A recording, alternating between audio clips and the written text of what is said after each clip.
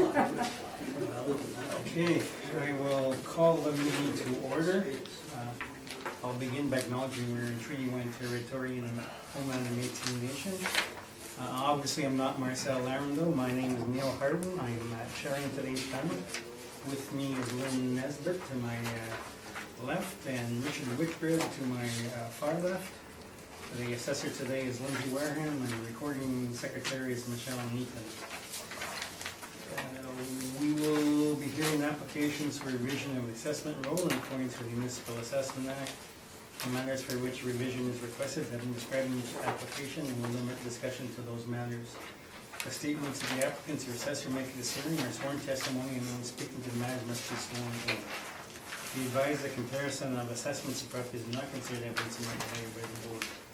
The board is appointed annually by council and is independent of it in the city administration. It makes its decisions on the basis of the evidence provided at this hearing and issues a written order to be mailed to all parties as soon as possible. Please note that the board's decisions with respect to an application may be appealed to the Manitoba Municipal Board. The matter pertains to assessed value or classification, or if the court brings back to the matter pertains to the application of exemptions from taxation. If you wish to appeal, information how to do so will be included in the board's order. With respect to the hearing process, I will confirm the matters to be addressed with each applicant following the swearing in. We will then have the assessor's testimony followed by questions the applicant may have, and the applicant's testimony followed by questions. Each side will have an opportunity to summarize if they wish. Once all the evidence upon the application has been brought forward, the applicant may leave. The process will repeat for each item on the docket today. The session will close after all the applications have been heard, and the board will deliberate and privately make its decisions. You will receive the order by registered mail as soon as possible. As information, all public hearings are live streamed, recorded, and be part of the public record. So can you do the honors?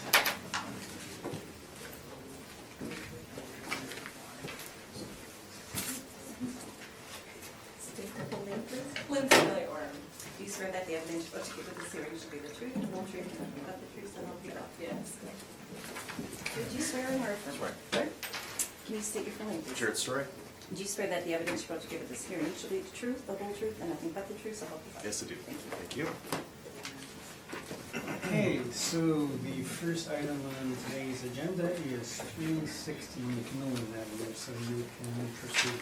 Thank you, Mr. Chairman. We're looking at file number 19-3397. The roll number is 12-097-701-200.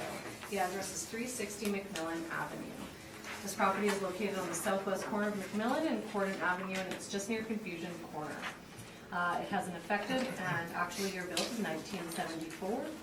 It's a two-story building with a leasable area of 11,034 square feet. I'm recommending to maintain the 2020 assessed value of $1,941,000. If you look on page 3, you'll see an aerial photo of the subject property showing its location as previously described, and it's the head office for Backman and Associates. If you look on page 4, you'll see subject property photos. On page 6, you'll see the income valuation summary. We have 11,034 square feet, and I believe that's an agreement. The only items of contention on this property are the rental rate, the expenses, as well as the cap rate. We're using a blended rate of $14.10 a square foot. We have a modeled vacancy of 5.5%. We have 2% expenses, $7 shortfall, and a 7.2% cap rate for an estimated value of $1,941,000. If you turn to page 4, you'll see the comparables that we have for the subject property. We have 11 comparables here. We have an average of $15.89 with a median of $16. And as I said, we're using a blended rate of $14.10. The building that's in closest proximity to the subject property is 5 Donald. It's actually just north of the subject property down Donald, because it's just north of Confusion Corner. And 5 Donald, I believe, is on the corner of Donald and Stradbrook. On page 9, you'll see cap rate information. We're using a 7.2% cap rate, and this is an office building, so we're looking to office cap rates. Again, our cap rates are derived based on reconstructed net operating income applied against time-adjusted sale prices, and that's how our modeled cap rates are have been come up with. If you're looking at the suburban offices, you're looking at our 20th and 80th percentiles of 7.2 to 7.3. Again, we're at 7.2 for the subject property.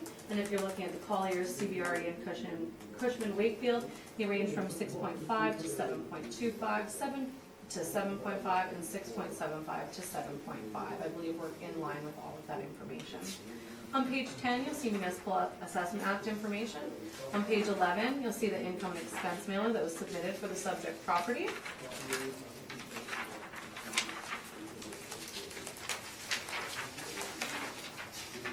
On page 20 is the start of our addenda. Again, on page 22, we talk about our fresh look. We're mandated by legislation to review, come up with our modeled information to review income and expense data as of the reference date of April 1st, 2018. If you look on page 23, you'll see our cap rate information. Again, this is an office building, so we're looking at the office cap rates. These are arm's length transactions. These have been reviewed by people in our department.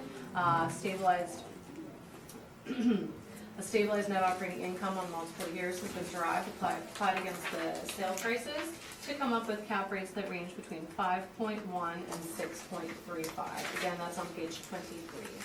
If you look to page 24, this is our non-recoverable expense sampling. We have 3 non-recoverable expenses within our income stream. That's vacancy, shortfall, as well as our non-recoverable expense allowance, which we use 2% for. The 2% is based on the information that we have in this chart, that we have a median of 1.06%, and that's to defend the 2% that we have. And that's the non-recoverable expense, net of vacancy and shortfall, as a percentage of effective gross income applied against the actual. Pending any questions, that's my presentation. Questions, there? Sure. Yeah, just a few. So these are, so you're here to present the model-generated assessment, and you've not overwritten any of the output of the model, correct? Yep. Okay, that's fine. Now, last cycle's value was $1,546,000. So this proposed value would constitute an increase of 25%. Okay, we're, can't accept any evidence on what last year's assessment was. It's not relevant comparing assessments of properties. Oh, okay. All right, that's fine. Okay, so now this building was built in '74, and there doesn't appear to be any permitted work that's caused the city to trigger an age variance on it, is that correct? Correct. Okay, no basement area, and, okay, that's all fine. Now, have you visited this property for the purposes of this assignment? I haven't been inside the property, no. I've just driven past it a number of times. Okay.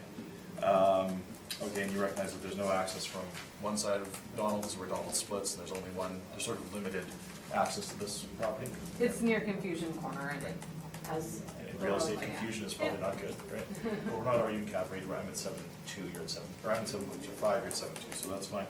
So we're really only talking about rents here, I think. So I went to your rent comps. Now, let's just go through very quickly. 870 Pembina, that's a much newer building, isn't it? Yep. Okay, and that's a law office, correct? Yeah, and it has a similar limited access to the subject property. Now, can we agree generally that law offices would have a higher degree of finish than a typical office space? And a newer building would likely have... In some cases, but I have been in that building, and Yeah. it has it's a typical office finish. It's not sort of high-end. Right, okay. Now, 5 Donald, I know this building very well. This is superior in virtually every way, I would suggest. Would you agree with that? Because I haven't been in the subject property, I'm not really sure, but I have been in 5 Donald, and again, it's average office space in my opinion. Okay, but it does have, it's fully renovated, they have surface parking, they've got underground parking, they've got a restaurant on the main floor, so it would be more typical of what we might call a downtown B grade office, I would suggest. We have it on here as a comparable, it's in a close proximity to the subject property, has parking on site as well. There's a number of features that I find are similar. And there are a number of leases in that building, and the one that they're currently offering, the check for present day is $12 net, and that's for 4,635 square feet. Are you aware of that?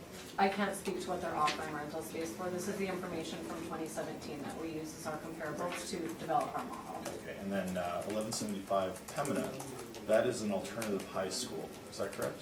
I don't know. Okay, all right. Comp 6 and 9 in Waverly, those are both oral surgeons in Linden Woods. So would you suggest that these are likely they would command a higher rent. Surgical centers tend to pay a higher rent than an office building such as this. Yeah, I, again, they have a typical finish, again, they're on the higher end of the range, we're Right. looking at the mean and median, we have a large sample size of 11 properties, And then just comps at 7 and 8, those are in the credit union building, that's Pembina and Harrow, that's a superior location by any stretch of the imagination, I would suggest, right? Again, it has a similar access limitation, similar to the subject property, you can't get in it from Pembina, you have to turn on to Harrow, there's only certain ways that you can get Sure. into that area, so. And I have been in that building, and again, it's very average office space. But it is a newer building as well, correct? Yeah, it's 1997. Okay, so we've used these comps, but we've made no comparable adjustments, but we can generally agree that they would likely be superior, is that fair to say? I don't think that they're superior, I think they're comparable, which is why I've used them as comparables. That's fine, those are my questions, thank you. Okay, Richard, any questions? Nothing, thanks. None? Yeah, just following up on one of your comparables, 5 Donald. Okay. That's a 6-story building. It The is. subject is a 2. It is. Does that make a difference in terms of rents? It makes a difference, I'm not sure if it makes a difference in rental rates because they're renting out the different spaces in the building. I did include them because, as you can see, there are not a lot of comparables that are in the area. And so I did include it because we know that those are good net rents. The applicant themselves use 5 Donald a lot for net rents as comparables in a lot of their workups.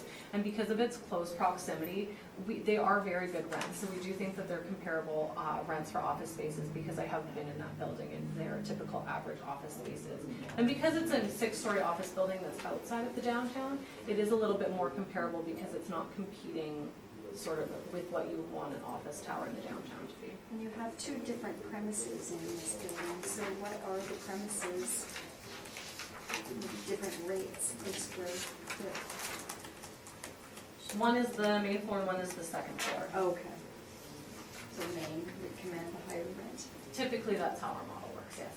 And it's roughly 5.5 or 5.5 thousand. None of your, only one, I guess, the one on Pembina, Mr. Story pointed out was a high school, is that size. So did you choose these on the basis of size as well, or was it mostly proximity? Or? I chose them on the basis of size and proximity. I feel that they're all sort of average and comparable with the subject properties. Some are going to be larger, some are going to be smaller. If you try to get the exact square footage, you're going to have a lower sample size, and we try to stick to a larger group of samples to be a little bit more accurate, because as they So say. with the exception, I see the Broadway one is 9,000, perhaps you chose that to be equivalent to the size of the entire building. Sometimes it's just chosen based on location and close proximity to the subject, because, again, with only so many rents, these are the closest in proximity. Okay, that's great, thank you. Okay, is this owner occupied? I haven't done a search. They have different, the tenant is Bachman and Associates, so I'm not sure if it's actually owner occupied or not. Okay, because I just wondered, does it show net rents in their financial statements? I have a feeling it's not owner occupied, but it doesn't actually say on the mailer, so I don't know for sure. Okay, secondly, so it's one occupant then? Mm-hmm. Would there be any economies of scale if you considered the rent on the entire area as one rent? Well, again, as I said, we're looking at a blended rate of $14.10, because if we had one rate for all of the space on the higher square footage, I'm not sure if it would make a big difference with economies of scale, but then you're applying the same rate to both the spaces. And typically, we do apply separate rates to second floor space in office buildings, and that's something that our department and the applicants typically do. You will see a difference between second floor and main floor space. And if it was all on one premise and you have all one rate, it's hard to understand, well, what is the main floor rate versus the second floor? So typically we show them as separate rates, so you actually see that differential. But when you're looking at on the whole, there is a blended rate of $14 on this. Okay, Is there an elevator in this building, do you know? I imagine there must be with the current Just access let me- requirements for handicap. I'm not sure if there's an elevator, that might be a better question for the applicant, I don't know offhand, so that might be something you may wanna redirect to the applicant. I was in this building many years ago when it was MGU building. Pardon me? I said I was in this building many years ago when it was the MGEU building. But that's prior to the construction of the Union Center. Okay, I have no more questions, so go ahead, Mr. Story. Okay, thank you very much. Okay, so we're at 360 McMillan Avenue, and very close to Confusion Corner. The best way to orient yourself is to recognize we're right behind the Dollarama at Confusion Corner. So we are, again, 360 McMillan. We've got a leasable area of 11,034 square feet over 2 equal feet. Building was built in 1974. It is masonry construction with, it's called rough cut pebble dash, and you notice that there's, I did remark when I was there that there's some staining on the building. It's not, certainly wouldn't say it's a high grade office building, but it does have very good visibility, and I would assume that part of the desirability for the current tenant is the fact that the signage opportunity is reasonably good. So the site is 20,257 square feet. It's zone C2. The property does have 28 parking stalls, and it is irregular in shape. Now, I spoke to somebody who works in that building, and they do have to rent additional parking from the Dollarama, so it doesn't, the parking doesn't necessarily fit their needs at this point. Okay, so in terms of the rents, we're accepting the vacancy, which we've typically done. The shortfall is not in dispute. We do continue to apply the allowance of 7% of effective market income or valuation. And again, that's based on the standard allowance of 2% for the structural reserve and a 5% stabilized allowance for non-recoverable expenses that arise in competent management and operation of the property. Now, in terms of our rents, we are looking at the actuals that were in place were below market. So we did look to the market to see, okay, well, what is the what's a more reasonable market rent for this building? So I have looked to 5 Donald as well, but as I've mentioned, there are a number of leases in this building, and I will suggest that it's superior. It has a restaurant on the main floor. We have support services in the building. You can lease out for a fee. There's a great deal of parking, both surface and underground. Administrative support center, and they are leasing space right now. They're offering space at $12 net. So what I've attempted to do here is show you a general sense of this sort of market that's outside of the downtown, and we come to a median of $12.50 per square foot, an average of $13.17.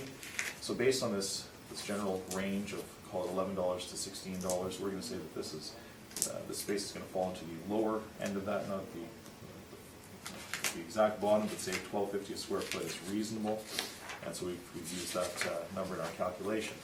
In terms of the cap rate, the city is suggesting 7.2, we're suggesting 7.25, so I will leave that to your discretion as to how we apply that cap rate. I think it's generally just a matter of using 25 basis point adjustments versus maybe 10, or how the city approaches the cap rate bracketing. So with all those points taken into consideration, we do come to an indicated market value of $1,680,219. And of course, we round that to $1,680,000. And we do respectfully ask that the board adjust the value for this cycle to reflect that market reality. So barring any questions, that is my presentation. Thank you. Questions?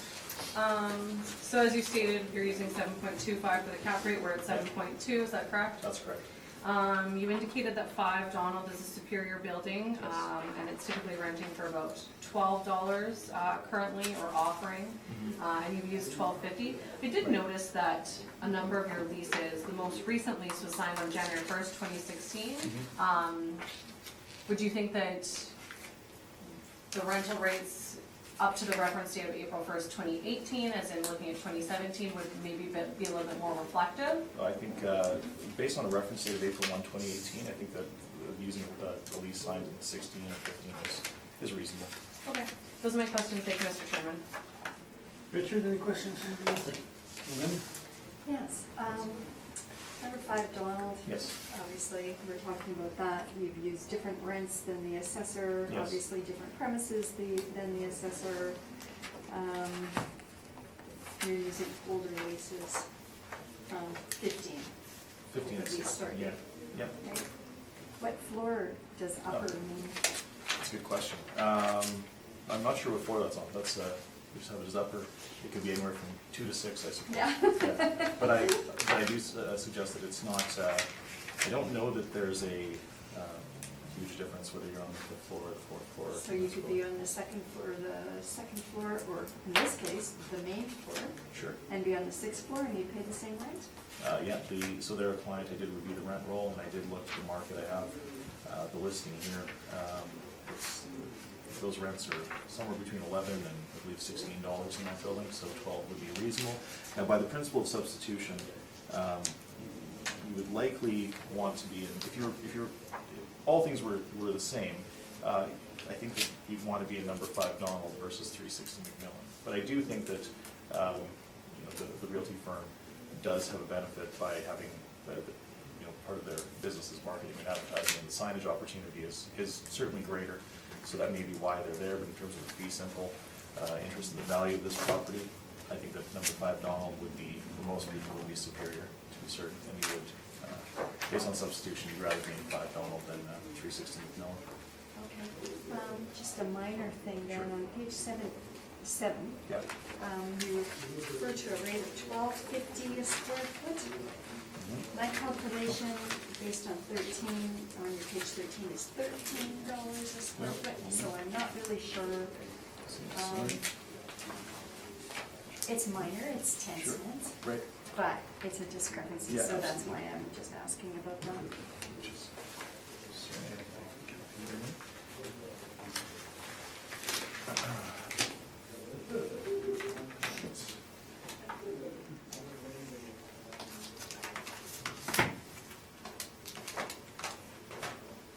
Is correct. Yeah. Apologies. Okay, I just wanted Sure. clarity, Yeah. that's all. Okay, and it's just, and your cap rate difference is quite minor, so I won't go there. Thank you. Thanks. Okay, I have no questions. A big catch, huh? Pardon me? It's a big catch. Sometimes numbers person a little bit more. Okay, thank you Very very much. much.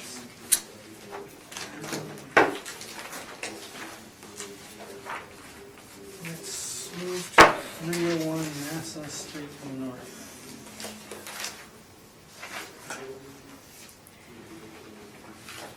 So you can proceed. We're looking at file number 19-3737, roll number 12-021-934000. We're looking at 301 Nassau Street North. This property is located on the southwest corner of Warsaw Avenue and Nassau Street North. It's just on Pembina Highway across from the Murray Chrysler Jeep Ram, near Confusion Corner, just south of it actually. If you look on page 2, you'll see we have an actual and an effective year built of 1975. This is a 2-story office building.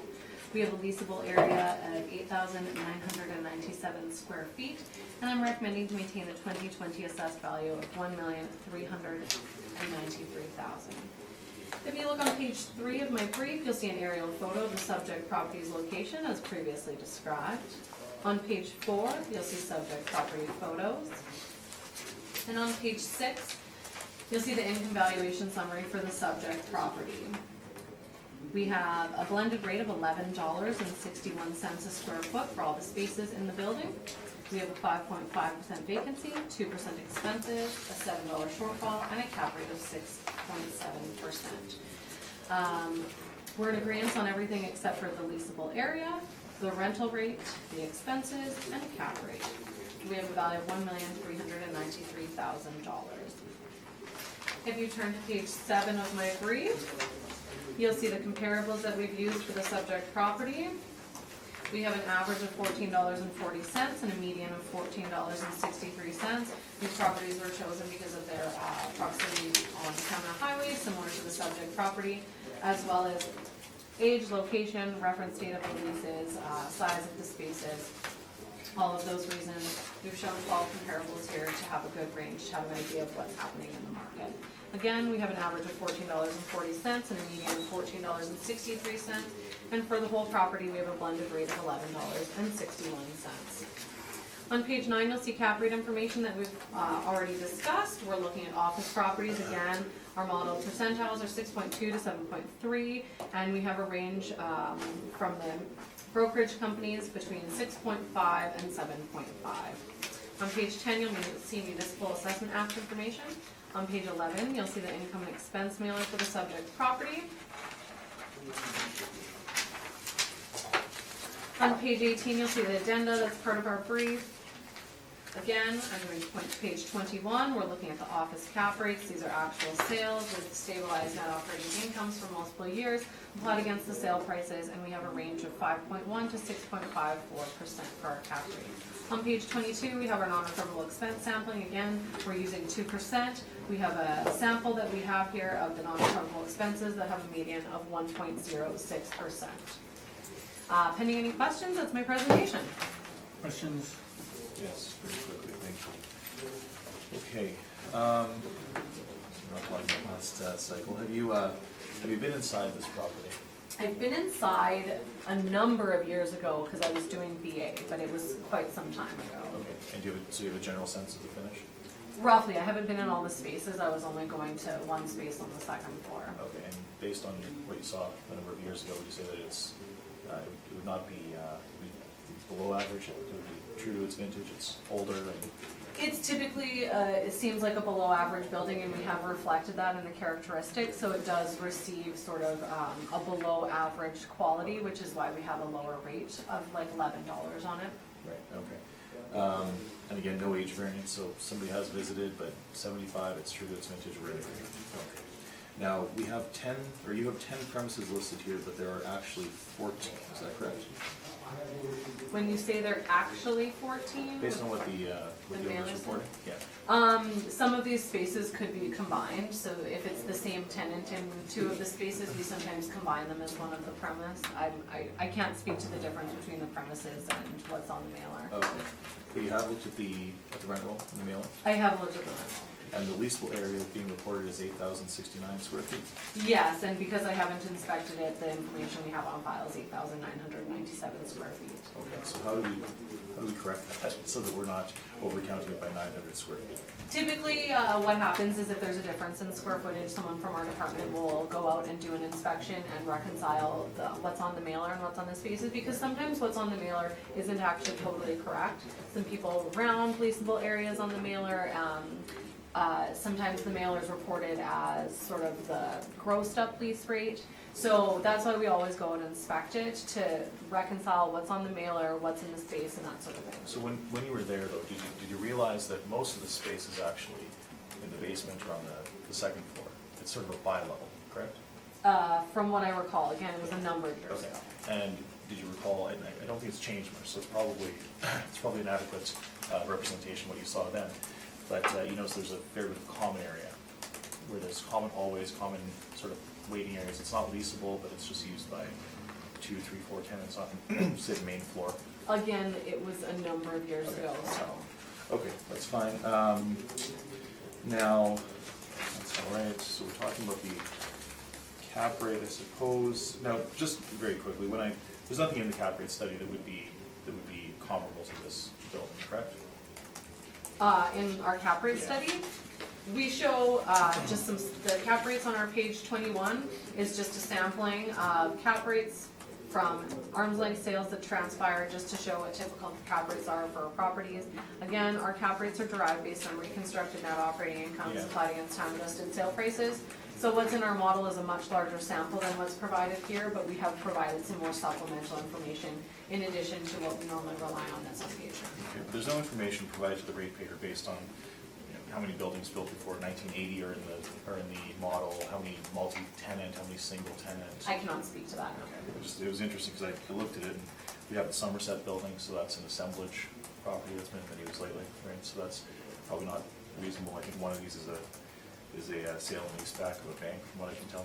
Again, I didn't compile this information, this is supplementary information to our page 9. Okay, that's fine. So the leases that we have in place in the subject property, would you say that those are contract rents?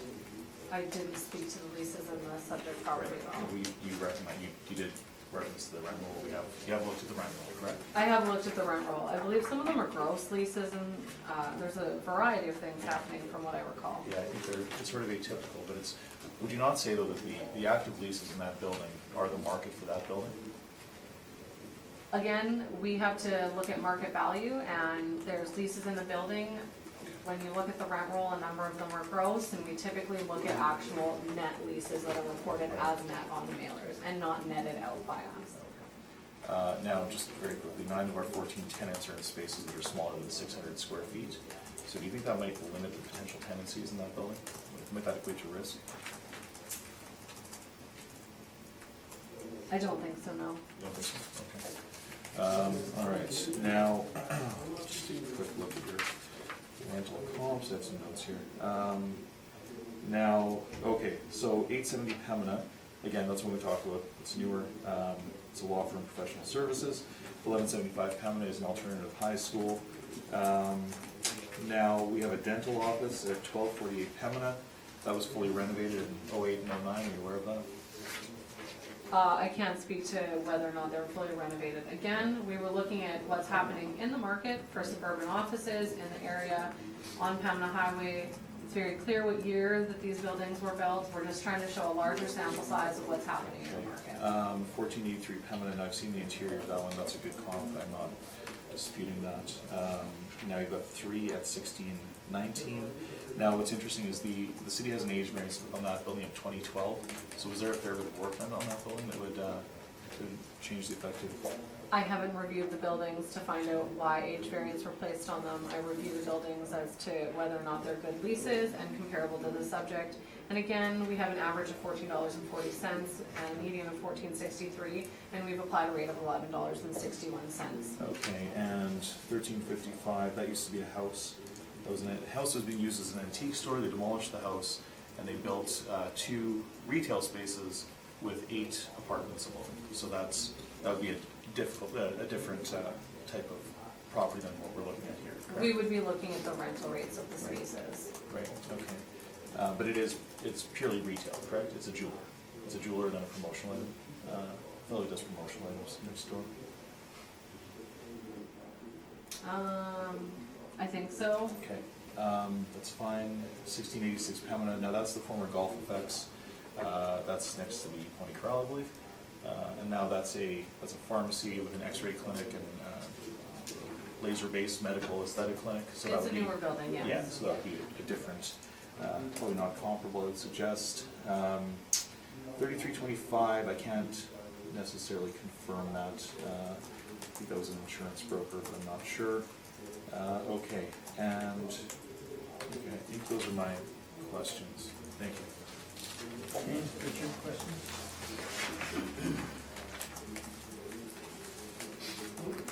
Fine. Lynn? Just a question on your cap. You used a 6.7 cap. Previous property was 7.2. They're approximately the same.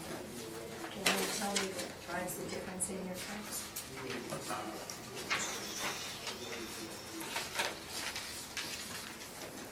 We'll have to look at all of the differences between that property and this one.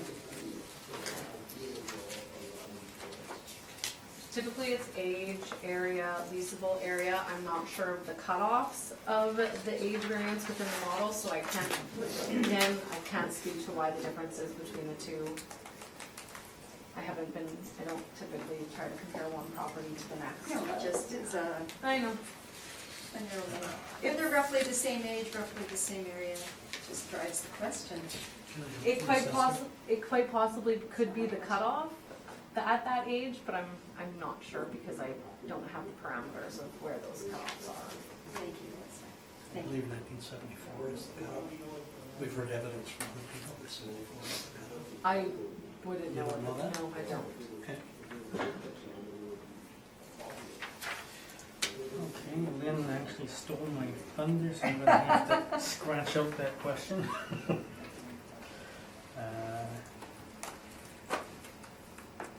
Okay, no more questions, so you may proceed. Okay, thank you. Okay, so 301 Nassau Street North. Now this building, it does have some access issues. I will suggest I was there on the weekend, and accessing from Pembina is fairly difficult. And I was inside, so I can speak to the condition if you'd like. And I suggest that the disparity in the leasable areas, because the space has been redemised a number of times, it's traditionally been fairly difficult to lease, from what I understand. So we have a two-story masonry office building built in 1975. The gross floor area is 12,638 square feet, including 3,916 square feet of basement space. The leasable area, including the basement, is 8,069 square feet, and the difference is attributed to common areas, as I've mentioned in my cross-examination, as well as stairways, washrooms, and there's no elevator in the building. It is true to its vintage. So we have smaller office units on the second floor and basement, and there's a yoga studio on the top floor. Okay, now there's limited parking. There are 4 stalls at the back of the building, so we've got 14 tenants and 4 stalls, which is just as not ideal. Now here we have the rec from last cycle we were talking about. So we're suggesting that the value of this property ought not to exceed $924,000. So in terms of the market rent, the city is applying a blended rate of $11.61 over an area of 8,997 square feet. Now, the total gross income in 2017 was $135,658. So that's $16.80, but those are all gross rents. So the total expenses were $95,658. So the resulting net rents are included on my table on page 7. And as you can see, the blended rate over the entirety of the leasable area, 8,069 square feet, is $10.50. And we suggest that is the market for this building. So that is the rate that we have applied. The vacancy allowance of 7% that was applied in the previous cycle, we have continued on with. There is a fair amount of turnover in this building. I would suggest that it likely has something to do with the location, accessibility, lack of parking. So we have carried forward that 7% vacancy to capitalize that into perpetuity. The shortfall rate, we are applying $7 per square foot. And of course, we do continue to apply the 7% allowance for the non-recoverable expenses, 2% going to structural, and 5% as a stabilized allowance for non-recoverable expenses. That is captured in the market. The market does recognize that there's an erosion to the income stream based on the competent management of an asset. So with all these points taken into consideration, and with using a 7.5 cap, as we've continued to, that's a consistent position we've taken cycle over cycle. We believe that 7.5 is appropriate in terms of our cap rate. So with all these points taken into consideration, we do come to an indicated market value at the reference date of $924,000 rounded, and we do respectfully submit that value be amended for this cycle. So barring any questions, that's my presentation. Thank you. Any questions? Just a few quick ones, Mr. Chairman. So you acknowledge that these are netted out rents? Yes, they're gross rents. They're all gross. So we've netted them out to determine what the net rents are. And you haven't included any market evidence as a supplementary to what's happening in the subject property to sort of see what's happening in the market? So you have no other market rents, just rents from the subject property? We believe that the rents that are in the subject property are most indicative of the market for the subject property, yes. And you indicated that you're using the 7% vacancy because that was what was used previously? We've used it previously, and we do recognize that year over year there's high turnover in this building, so it ought to be higher than what we would average out for a building that doesn't suffer from vacancy issues. So we're not saying it's chronic, but we are saying that there is a higher degree of vacancy in this building than a comparable building, maybe perhaps a better location. So yes, we have adjusted it to capitalize that into perpetuity.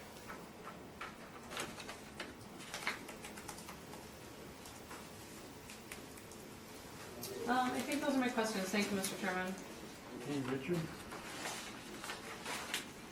Did you say you had visited the building? Yes, I was there this past weekend. I was inside of it. How would you rate the building?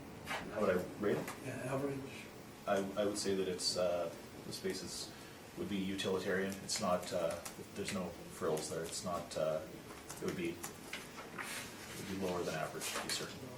Yeah, it's very much sort of a bit of a time capsule, actually. It's the finishes are it looks like it's from the 70s or maybe the 80s, but it's under improved, I would suggest. Okay, thank you. No other questions? Thank you. You mentioned, or it's been discussed, the square foot difference of Yes. approximately 900 square feet. Yes. You said it was reported in the IE mailer for 2017. Has it been reported previously? Yes, so I have in my notes here that something happened in 2015, Unit 101. So it was downsized from 1,000 square feet to 650 square feet, with the remaining 350 square feet as part of an unleasable common area. And I did notice that when I went there. When you come in on the left side, there's sort of a hallway that goes to different offices, and there's we'll call it a common room, a common sort of waiting room. So that's one of the changes that transpired. And also on the, what's the other one here? So they added some leasable lower level. They've re-demised the space a number of times, and it seems that it happened in 14 and 15.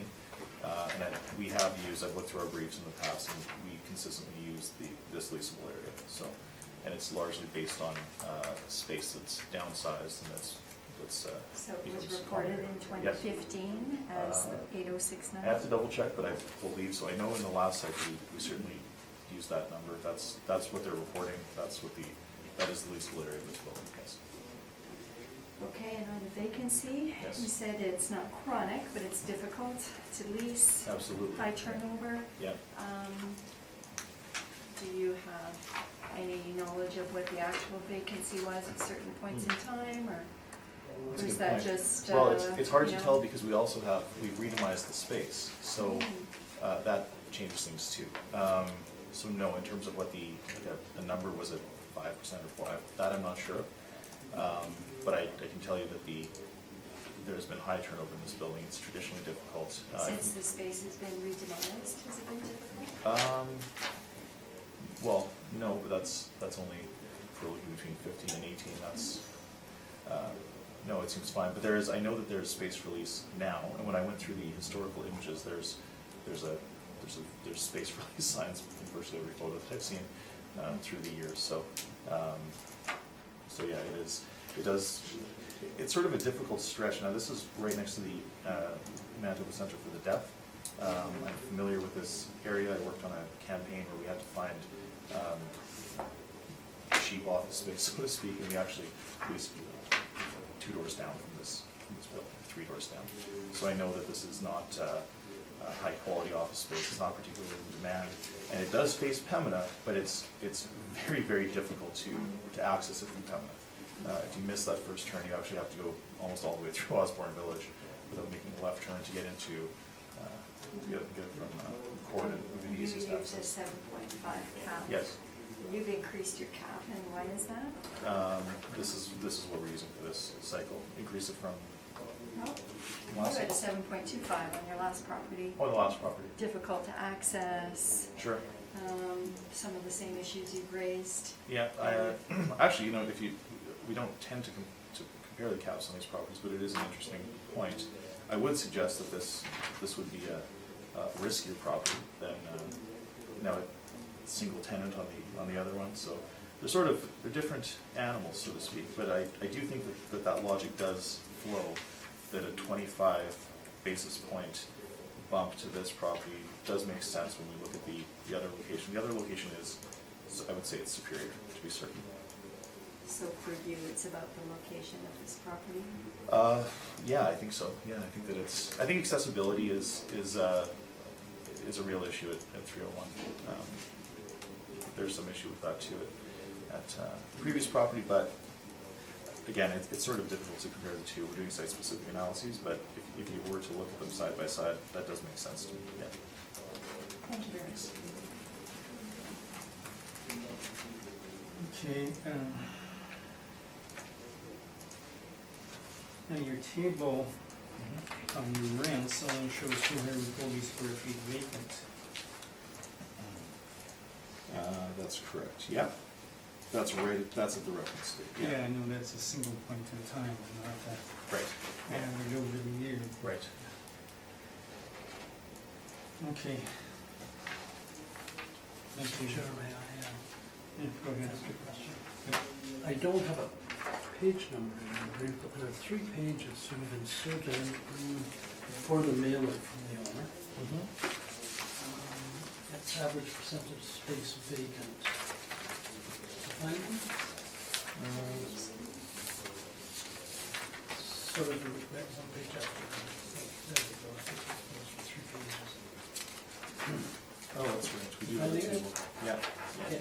Does that come directly from the owner, or is that something you put together That is our calculation, yeah, based on what information? based on the mailers in the past, From past mailers, yeah. I see the percentages match Yeah, the mailers. Okay, so it is provided by the owner, but you've put this together. yes, absolutely. Okay, I appreciate that. Thank you. Okay. Mr. Chairman, can I ask a redirect based on that, just for some Is it clarification? arising from something the board said yes? Just on those pages, because it's interesting, I just assumed the owner submitted that, because we have it on our brief as part of the rent roll submitted. Yeah, you know what? So are you Sorry. saying the owner gives Altus their rent roll, and then Altus? No, I thought that we did it, but this, no, this is from the owner, that's correct, yeah. Okay, No, so- I was looking, you know, I actually forgot that this was in this brief, I- but I'm seeing, no, it is part of the submission. Okay, Yeah, because yeah. I just wanted clarification you're on correct. that, because I was like, oh, if it is, Yeah. I just wanted to know if Altus does put things together and then submit it to the No, city. no, that's correct, but that is, Okay. yeah. Apologies. Thank you, Mr. Chairman, I appreciate that. Okay. Okay, for that, let's go on to 701 Pembina.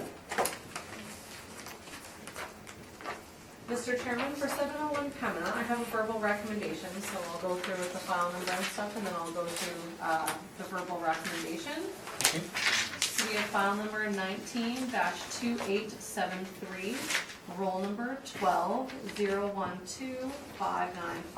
12-012-595-000, and the address is 701 Pembina Highway. It's located on the southwest corner of Eddy Avenue and Lilac Street, on the west side of Pembina. And I'm recommending to reduce the 2020 assessed value from $1,297,000 to $1,031,000. Based on, I'm going to get there.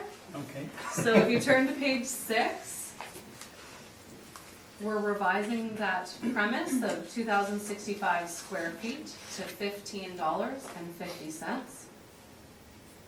The remaining 2 spaces combined, because those are second floor spaces, we're using $12. And then all of the other parameters are staying the same. So everything is the same, we're just changing the second floor space to $12, and then the main floor space to $15.50, for a blended rate of $13.49 a square foot, for an overall value of $1,031,000. What NOI do you work out? It works out to a net operating income of $58,700. 58,000? Yes, $58,779 dollars. Sorry. If you want all of the numbers, I can go through and you can cross them all out if you'd like. You know, well, Okay. we'll assume you did the math right. Keeping the same capitalism. Everything is the same, so the vacancy is 5.5, the expenses are 2, the shortfall is 7, and the cap rate is 5.7.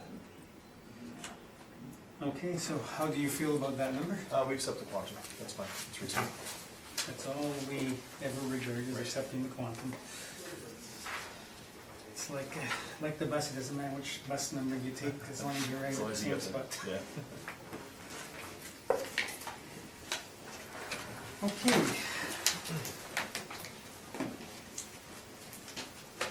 315 McGee.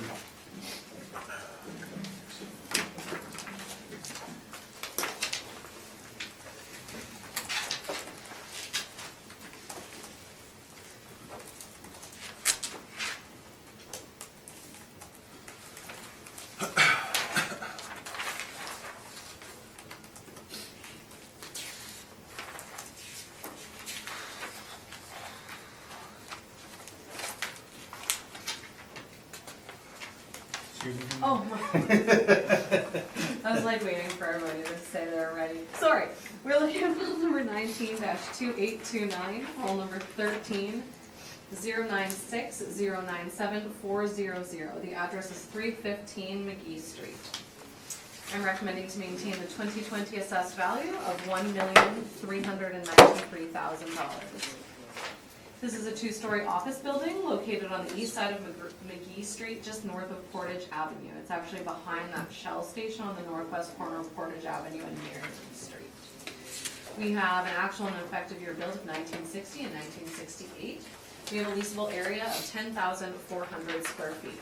If you turn to page 3, you'll see aerial photos of the subject property showing its location as previously described. On page 4, you'll see subject property photos.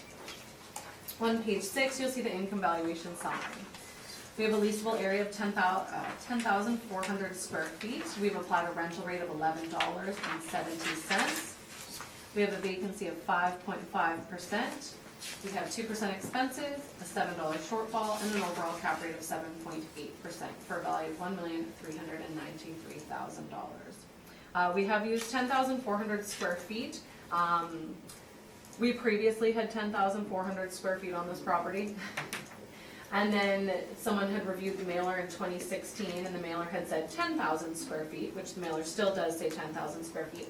So they changed it.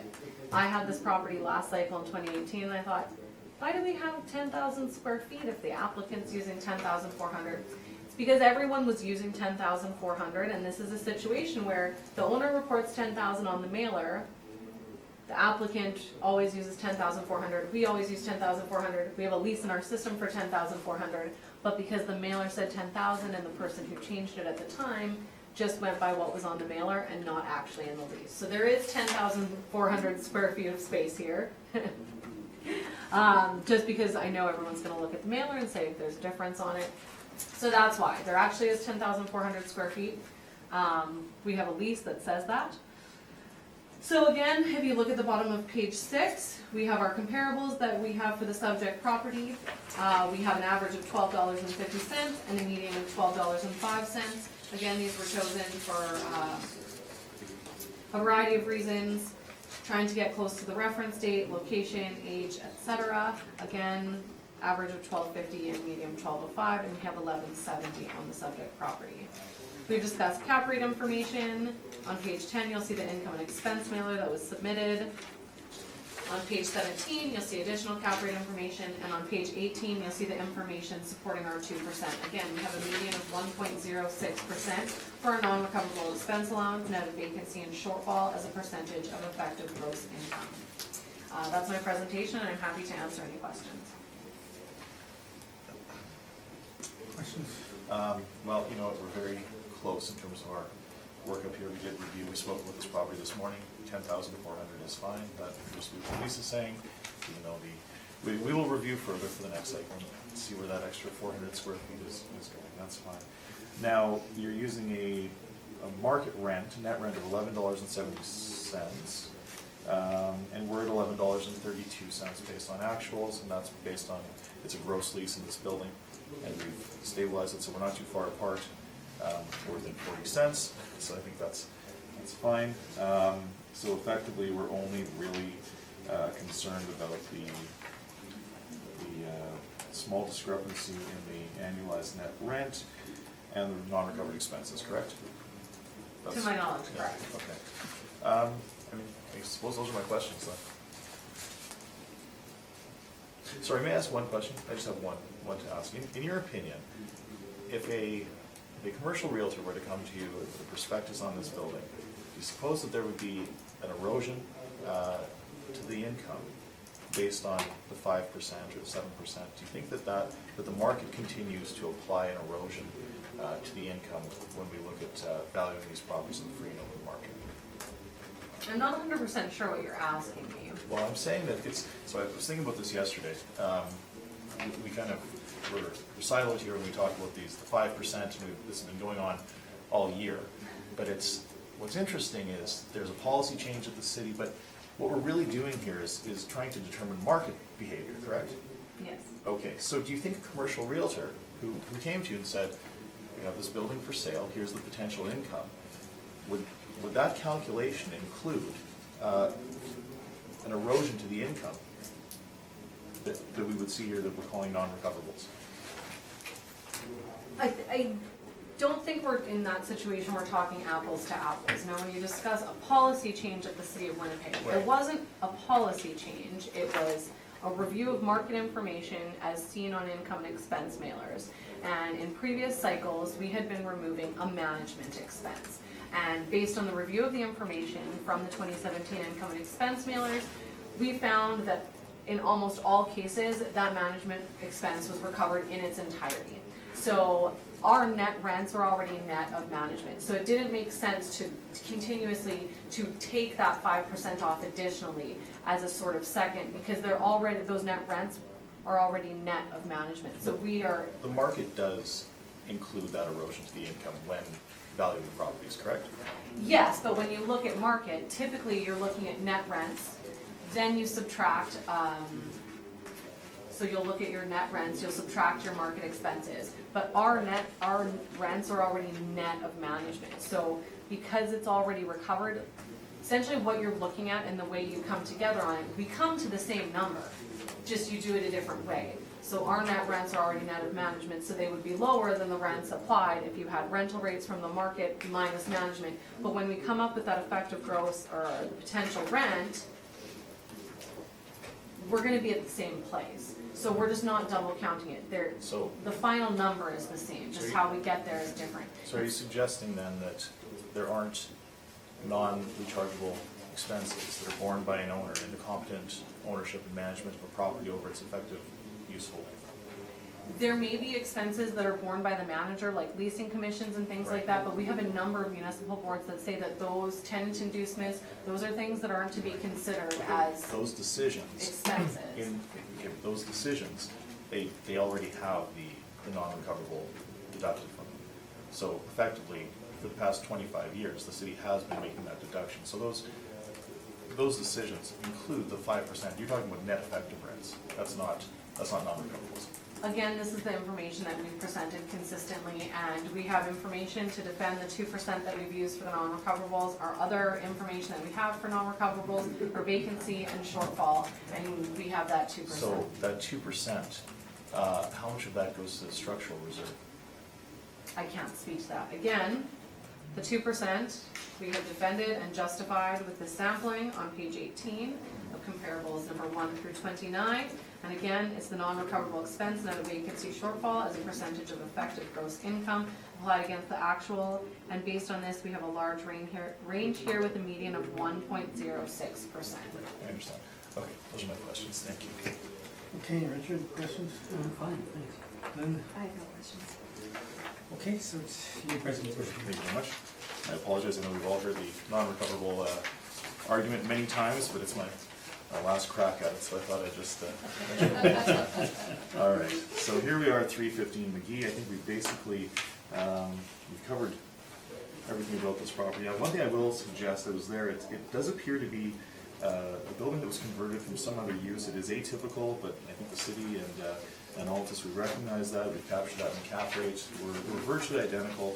The difference being that we have a slight discrepancy on the potential market rent. Again, we're using actuals based on what I've done here is I've stabilized a repair and maintenance fee. Now what's interesting is that's a non-recoverable expense. That's borne by the owner. But we would come to a sub-market rent if we use the actual. So I did stabilize it at 10,000. I think that a reasonable next purchaser would approach it that way as well. So, and that brings us well within range. We're at 1132. The city's not far off at 1170. So I'll leave that in your capable hands. And again, all we are really talking about here is the non-recovered expenses. And I know that I'm sure you all have your thoughts on that, so I will leave that with you. But we will suggest. Oh, and I did mention that we are accepting the adjusted square footage. So my number does change to 1,275,000. And that's all of the inputs that are contained here, and they're the same. But I have added that 400 square feet. It is part of the lease. So That seems fair, so I do respectfully submit that the value of this asset not exceed $1,275,000. Thank you very much. Any questions? So you are, just to confirm, you are accepting the 10,400 square feet and revising your value to $1,275,000? That's correct. For this cycle, it does appear to be on the lease. We will review for the next cycle, but it's a difference of 400 square feet. I think we can look at that. Those are my questions, thank you. Any additional questions? Did you calculate the new net income? Yeah, sorry. Okay. Oh, the new net income? Yeah, I did. All right.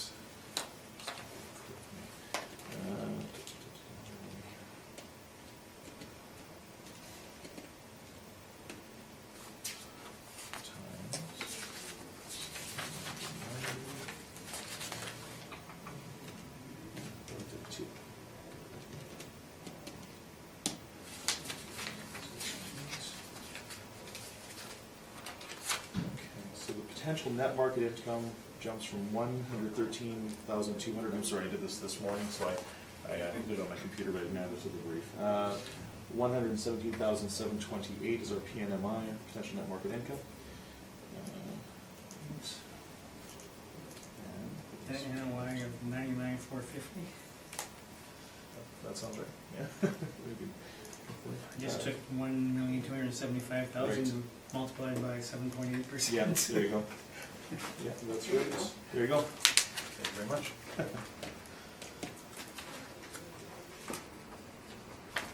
That works. Perfect.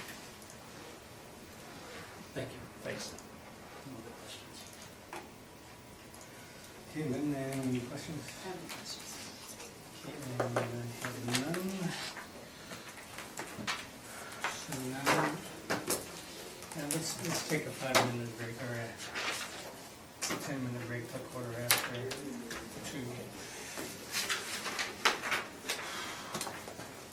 Clipping along. All right. We'll move to 960 Portage Avenue. I guess I should say we're back in session. Just to make it official. We're looking at file number 19-3297, roll number 12-081-643-000. This is 960 Portage Avenue. It's located on the southwest corner of Portage Avenue and Lifton Street. It's beside DeLucas. I'm recommending to maintain the 2020 assessed value of $117,000 classified as 40S and $1,042,000 classified as 60T for a value of $1,159,000. We have an actual and effective year built of 1962 on this property. We have a leasable area of 12,302 square feet.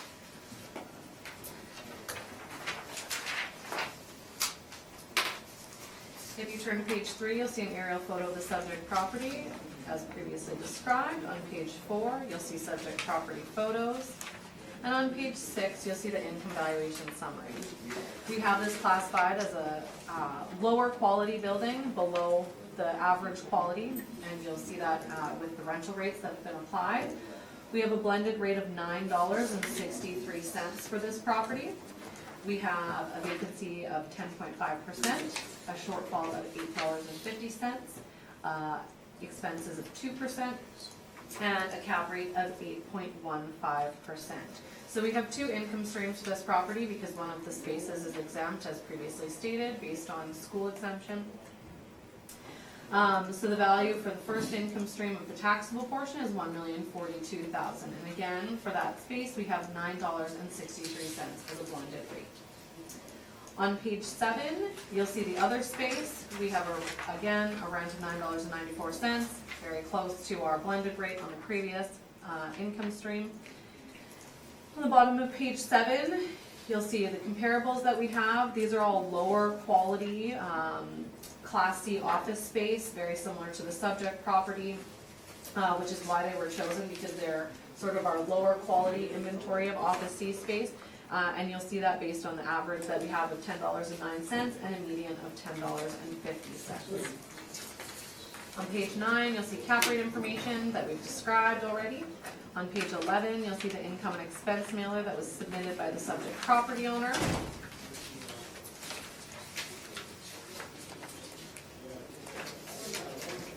On page 21, we have cap rate information. Again, we're looking at the office cap rates. And again, on page 22, we're looking at that 2% non-recoverable expense allowance, and we have a median of 1.06 from our sampling that we've reviewed. That's my presentation, and I'm happy to answer any questions. Questions? Yeah, just a few. Okay, so you did recognize, I think you said that this is a lower quality building, we're in agreement with that. Yep. We've got a high cap rate, higher than we generally see, but the rents seem a bit high, do they not, for a lower quality building? I think the rents are very much in line for a lower quality building. As I said, based on my page 7, these are some of our lower quality office C spaces, and so that's what we've used. Yeah, I heard you say that now, but you're using the Power Building, correct? It's 428 Portage? Okay? But that's, so have you been in that building? No. Okay. I would suggest that this is a vastly superior building, and it's on the Skywalk, right? I can't speak to whether or not it's Okay. on the Skywalk. So I'm on the board of an organization that's in there, and I helped negotiate their lease in that building. It's vastly superior to the one we're talking about here. Again, it has an actual year built of 1928. The subject property has one of 1962. The square footage is about 550 square feet for that space, and it's at $11 for the second Right. floor. So this is a heritage building. It's a modern, it's a nice building. It's locationally superior, and again, being on the Skywalk would add a premium, correct? Again, we're looking at a range here of lower quality office space. So 2, 3, and 11 at 570 Portage, I do that building too. That's across from the university, and that's a huge parking lot in the back, correct? It's a I huge believe so, yeah. Yeah, okay. And our subject has about, what, 4 or 6, I think it's 4 parking spots? The subject has some parking in the back, but they also have the lot that's just, so if you look over here, they actually own this lot, and that's where they have parking. It's shown on the mailer, actually. Yeah, but that's on a separate roll, right? But they do have parking. Right, on a separate roll. Okay, so 65 Rory, that's the old Marble Club, right? So do you know maybe is alive in the district? Now, that was renovated in 2015. It's also a heritage building. That's the Northern Electric building. Would you not say that's vastly superior to this property? I think it's similar, which is why I've chosen that. Okay, 180 King, that's the Dynasty building in Chinatown. That's mostly government leases, if I'm not mistaken. Okay. All right, and then 259 Vaughan, I know that property as well. That's a whole block that was renovated. Okay, so I only ask because I'm in agreement with you on generally everything besides of course, the non-recoverables. That continues to be an issue, but I'm going to suggest that you've done a good job of capturing that this is a lower quality building, but all I'm suggesting is that the rents are too high given the quality. And then one other issue I have. So we have a learning center, effectively. It's a seminary of learning that's exempt. Now, what I notice here is the rent per square foot, again, $9.94. I'm contesting that. But the cap rate that you use on that space is 7.15%, when the cap rate on the entire building is 8.15%. So why the difference? Because when you separate out space, so we had to separate out 1,000 square feet of space. And the way that our cap rates work, they're based on size, age, and Right. location. And when you separate out a space that's lower than the size boundary, it ends up showing a different cap rate. So it's just It's a sort model of issue. a model issue. Okay. The whole building But we're recognizing theoretically, that. the whole building theoretically should be at 8.15%, but this is Yeah. how I our understand. system works. Got it. Thank you. Those are my questions. You stole my thunder. Okay, questions, Richard? I would have stolen your thunder. if you I didn't think I was gonna get that one. I was almost gonna ask you what you're making your presentation. I knew it would be a question. I was ready to answer. But I do have a question about your comparables, just looking at these comparables, and thank you for your explanation of what they are and where. They're all closer into the downtown, so you said this one was closer to DeLuca's, and it would be put it west of Arlington. I'm not really, I can't really give you cross streets because I'm not good at that. But did you happen to take a look at sort of buildings in that area? Would you classify this as downtown? It's not classified as downtown, it's classified as Class C office space. But a lot of the Class C office space, because to be a Class C office space, you have to be above 3 stories. Otherwise, you end up being suburban office. So when you look at Class C office space, you end up being outside of the downtown and a little bit more limited. So you end up being further away. So we sort of try to look at things that are outside of the downtown, but typically office C space in the inside of the downtown is of better quality. So we try to look at the lower quality space, which is why we've chosen a lot of these 1928 ones, albeit they've been renovated, they were actually year builds of 1928. And our subject is 1962, so even renovating a 1928 building doesn't bring it up to, 1999 or 2000 unless you're completely overhauling, which doesn't typically happen. So we've tried to look at very, very old office C spaces to sort of compare, and when you're sort of limited in what's there, because this is a building that's sort of in the suburbs, you're typically looking at 1-story office spaces. So you end up having to sort of broaden what you're looking at, unfortunately. So it's a trade-off. Yeah.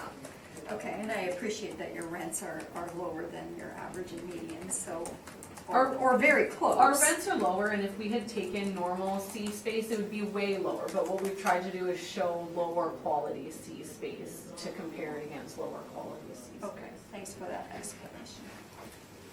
And then I have no questions that haven't been stolen, so you can proceed, Mr. Okay, Stewart. thank you very much. So we're at 960 Portage Avenue. Now that's Portage and Lifton, just for reference. This building is built in, let me see here, I'm sorry, 1960s. Right, 62. And I will suggest it is true to its vintage. It does have minimal parking, and so they do have to operate out of a separate parking lot on a different role, which we've established. So we have a gross floor area of 16,337 square feet and a leasable area of 12,211 square feet, as reported by the owner. I know the city is saying 12,302, so there's a discrepancy of 90 feet or so that's fine. There's an elevator that services the upper floors. Okay. Again, we've mentioned the limited parking. So there are a number of leases in this property, but they are generally gross. So there are 2 that are net, and that's unit 101 and 202, and they command $6.50 a square foot and $4 a square foot respectively. So what we've done is we've taken the appropriate expenses and deducted them from the gross rents to come to a net market rent, and we come to $6.10. Now, we've established that this is not a terribly desirable building. The rents are low, and that's if you recognize that there's an issue with the quality of the building, then that ought to be captured in the rents. So we are using as a basis for our valuation. We're looking at the actual net market rents, and they do come to $6.10 blended across the property. Now, we looked at comparables for, well, I'm going to say that these comps that we've used are certainly of higher quality. We're on 207 Donald, 444 St. Mary. These are lower quality office properties in and around the downtown. So they come to an average of $7.75 and a median of $8. Now, I don't think those are necessarily indicative, so I think that the actual rents in the building are the most indicative of the market for this property. So we have used $6.10 for the net market rents. Now, we use and there is some billboard revenue that we've included in our calculation as well. That's on page 14.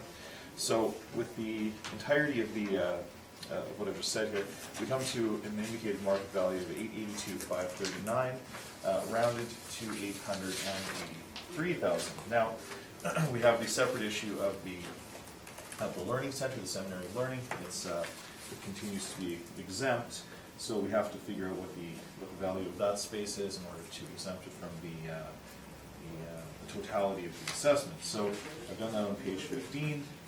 The net market rent in that space is $8.83, so we've used the actual. Vacancy parameters are the same, the shortfall is the same. Again, we continue to apply the 5% non-recoverable and 2% for structural. And the cap rate again matches the cap rate of the building overall. So that gives us an indicated market value rounded to $75,000. So it is our request that the assessment for this property be $883,000 for this cycle.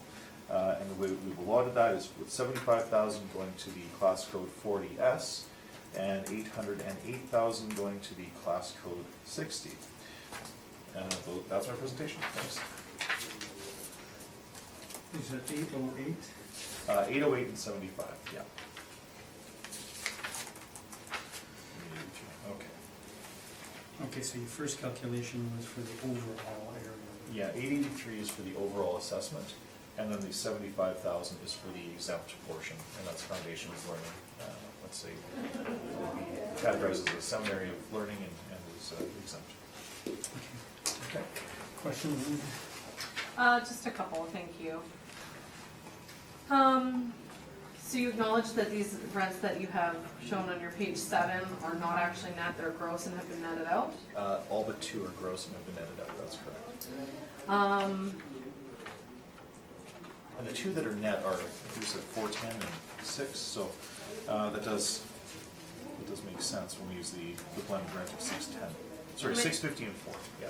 Now my next question is, the mailer indicates that there's 0% vacant space. Now you've looked at actual leases in place, not market, but then you're applying a market, well, our modeled market vacancy of 10.5%. Yeah. Would it not make sense to use market rental rates with our modeled vacancy, or apply a whole Oh, income sure. workup with respect to, if you're looking at the subject with the actual, would you not want to apply a 0% vacancy to it? No, absolutely not. The way that we value these properties, and we're all aware of this, we look to the entirety of the effective useful life of this property. And we do recognize there's going to be a point in time where there's very low vacancy. There may be another point where there's very high vacancy. So your model is suggested, and we agree generally, that an asset of this class and this location, of this type, will likely have vacancy at some point. So it is appropriate to capitalize that vacancy into perpetuity. And I think we've agreed on that. So that's how we approach these properties. We have to look at the entirety of its effective useful life, not simply a moment in time. Do you happen to know the history of the vacancy on the subject I property? don't know off the top of my head, no. But I do know that the vacancy and lease rates are generally a function of one another. So if the rents are too high, if they were asking $9 or $10 a square foot in this building, you'd see huge amounts of vacancy. Based on principal substitution, you'd certainly go to the power building if you could, right? No, I don't know the history of the vacancy, but I know that we've all agreed that the quality is subpar, and that's reflected in the rent, so $6 is reasonable. Those are my questions, thank you, Mr. Chairman. Richard?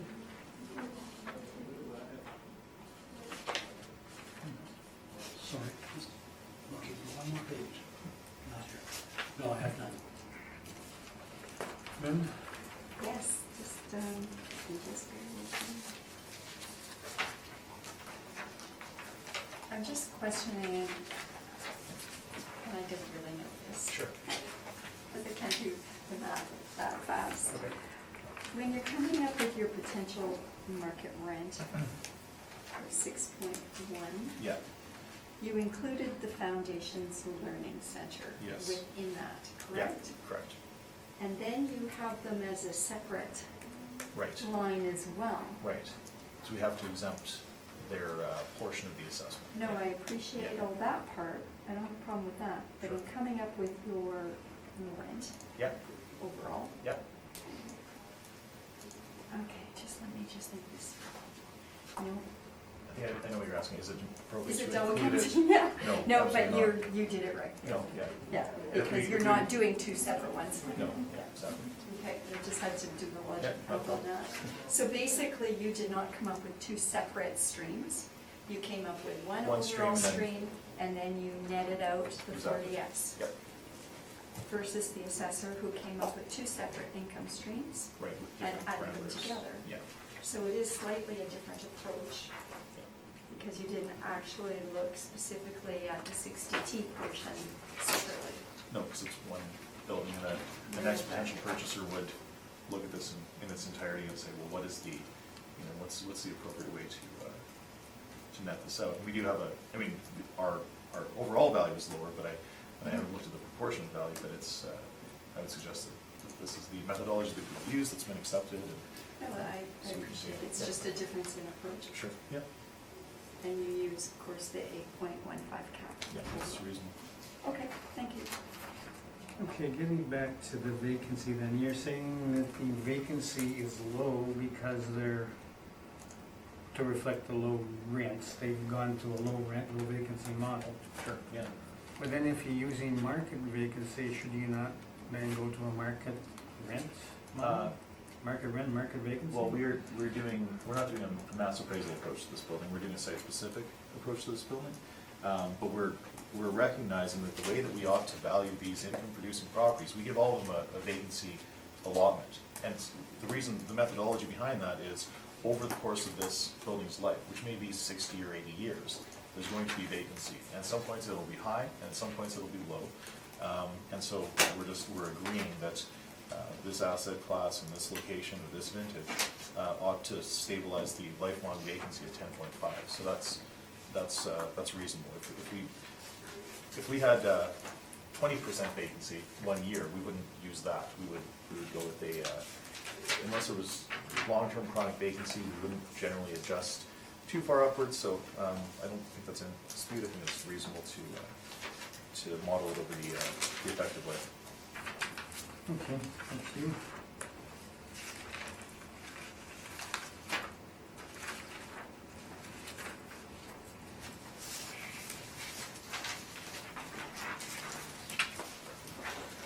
All right, number 6 has been dealt with. So we go to 274 Smith.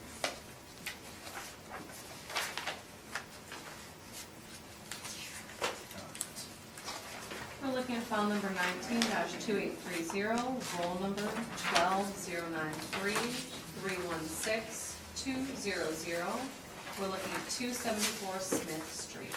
This is located on the west side of Smith Street between Portage Avenue and Graham Avenue. If you turn to page 2 of my brief, you'll see we have an actual year built of 1959 to 1970 and an effective year built of 1970. This is a 2-story office building with a leasable area of 6,421 square feet.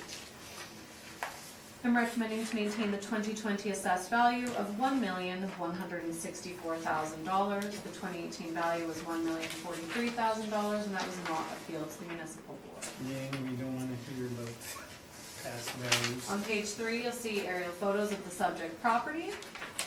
On page 4, you'll see subject property photos. On page 6, you'll see the income valuation summary for the parking. We have 12 parking stalls here. We have a monthly net unit rent of $103.50 a stall. We have a 4.5% cap rate for a value of the parking of $331,000. This is in very close proximity to the MTS Center. If you look on page 6, you'll see subject income and expense mailer information for comparables for the parking. The closest proximity comparable is actually right next to the subject property. So if you look over here, this is the comparable parking lot I'm discussing. It's adjacent to the subject property, just off the back alley. And that is comparable number 4 at 264 Smith Street. The remainder of the comparables are in very close proximity, but that's the closest one. On page 7, you'll see the income valuation summary for the building portion of the property. We have, as I stated, 6,420 square feet of space with a blended overall rate of $10.51 a square foot. We have a 5.5% vacancy. We have $7 shortfall, 2% expenses, and a cap rate of 7.2% for a value for the building, or 7.2% for value of the building of $833,000. On the bottom of my page 7, you'll see the comparables that we've used for the subject property. They range from $10 upwards of $16.92. We have an average of $13.39 and a median of $13.07. Again, we have a blended rate for the subject property of $10.51. On page 8, you'll see the income valuation summary for the subject property. We have a blended cap rate for this building of 6.43%. On page 9, you'll see cap rate information. Again, none of these cap rates are for parking lots. 4.5% is what we have used consistently this cycle for properties in this area. On page 11, you'll see income and expense mailer for the subject property, showing that they do have 12 stalls, that they do rent out for $200 a stall, which is typical. A typical rate for the area. And if you apply a typical 45% expense ratio to that $200, it would be about $110 a stall for the parking.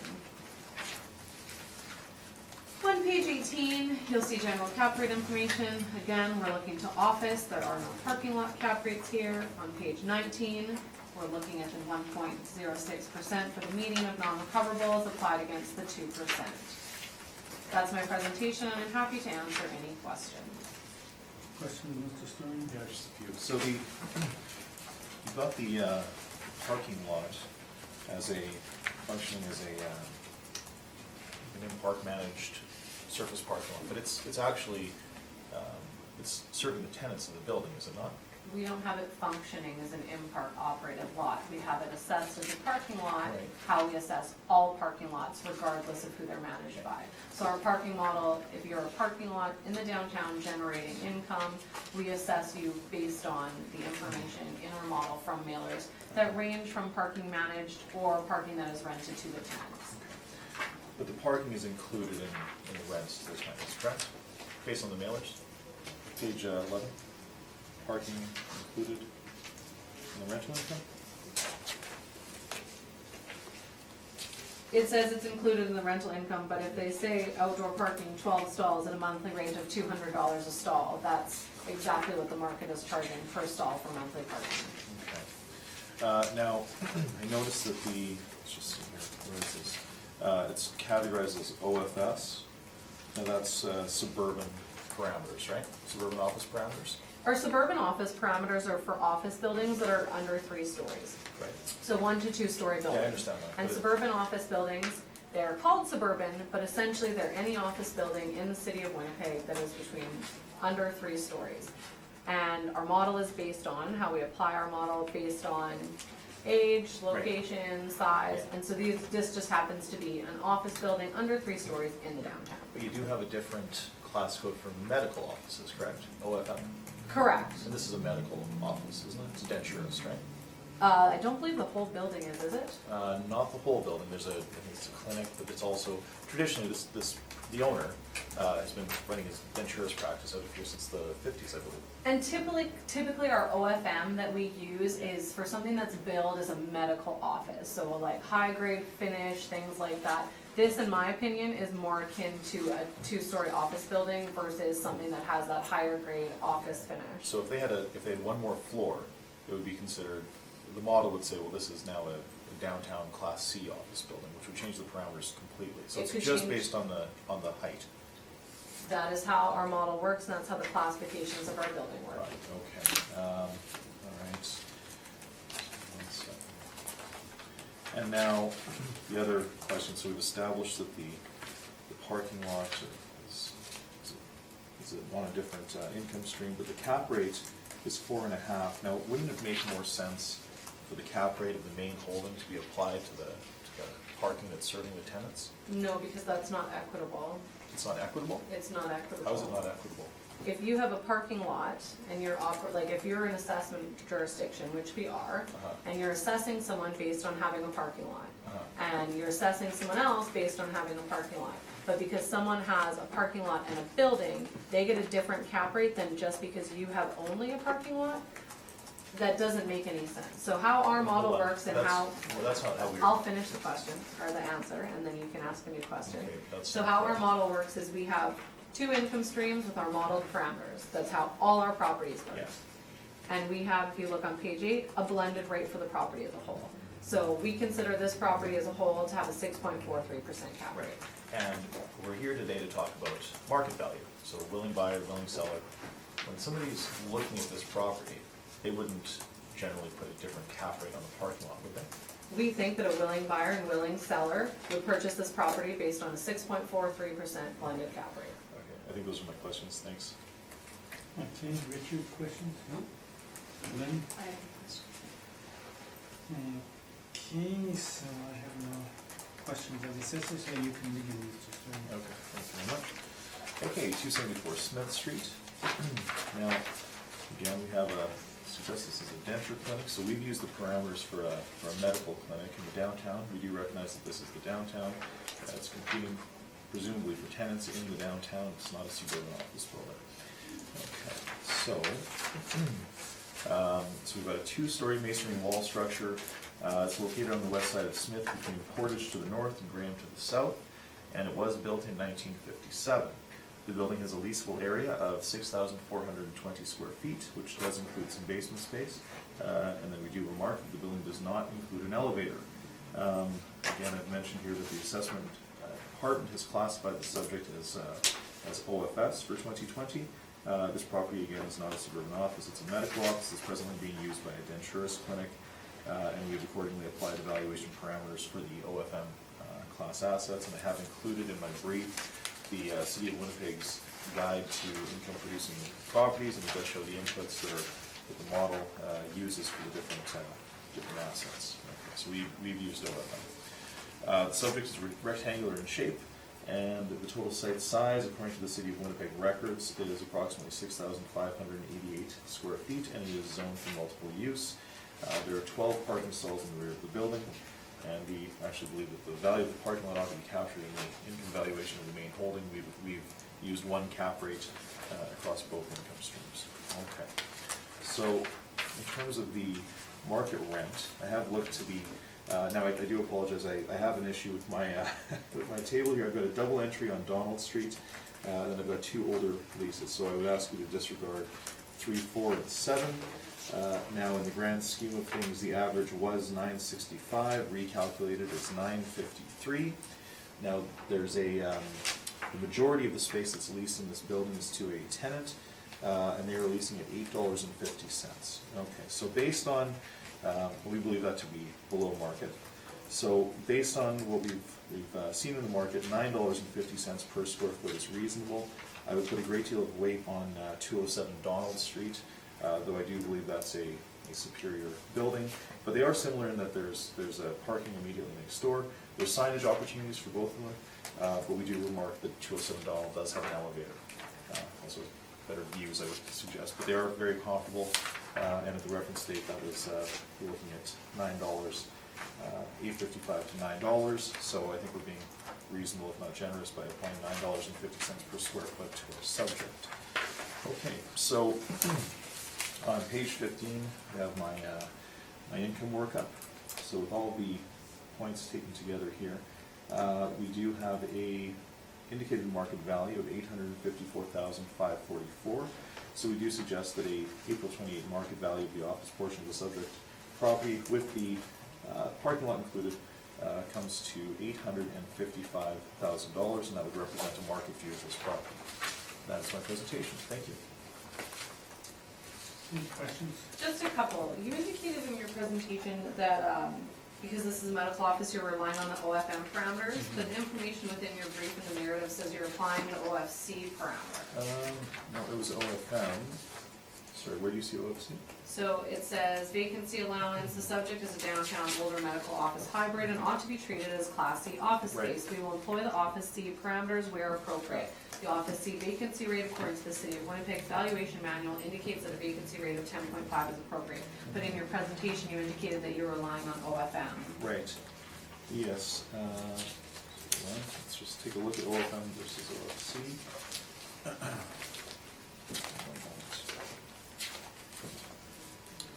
Okay, so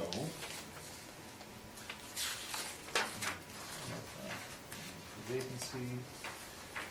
But you have employed 10.5% Right. on your OFM income would stream, be correct? 13. We have used OFC, that's correct, but it is a traditionally it is a medical office, but we're using that would be an OFC parameter 10.5. So you're OFM would be 13. Okay, Yeah. but you're using OFC parameters, OFC. just for the vacancy, nothing else? Hold on, OFC on the shortfall. Yes, that is correct. I believe So that's you've correct. used all OFS parameters except for the vacancy? Sorry, the vacancy we're using is 10.5. which is consistent with C-class office space in the downtown. We believe that this is competing in the downtown market, not Okay. just downtown. Those are my questions, thank you. Okay, Richard? No, I have nothing. Okay, And I have nothing. okay, I have no questions either. So we come to our last property, 317 Mayville.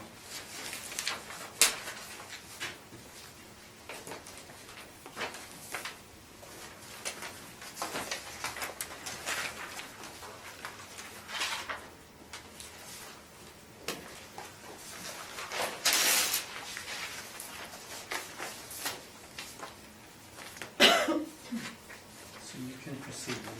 Thank you. So we're looking at file number 19-2475, roll number 12-093-543-000. The address is 372 Graham Avenue.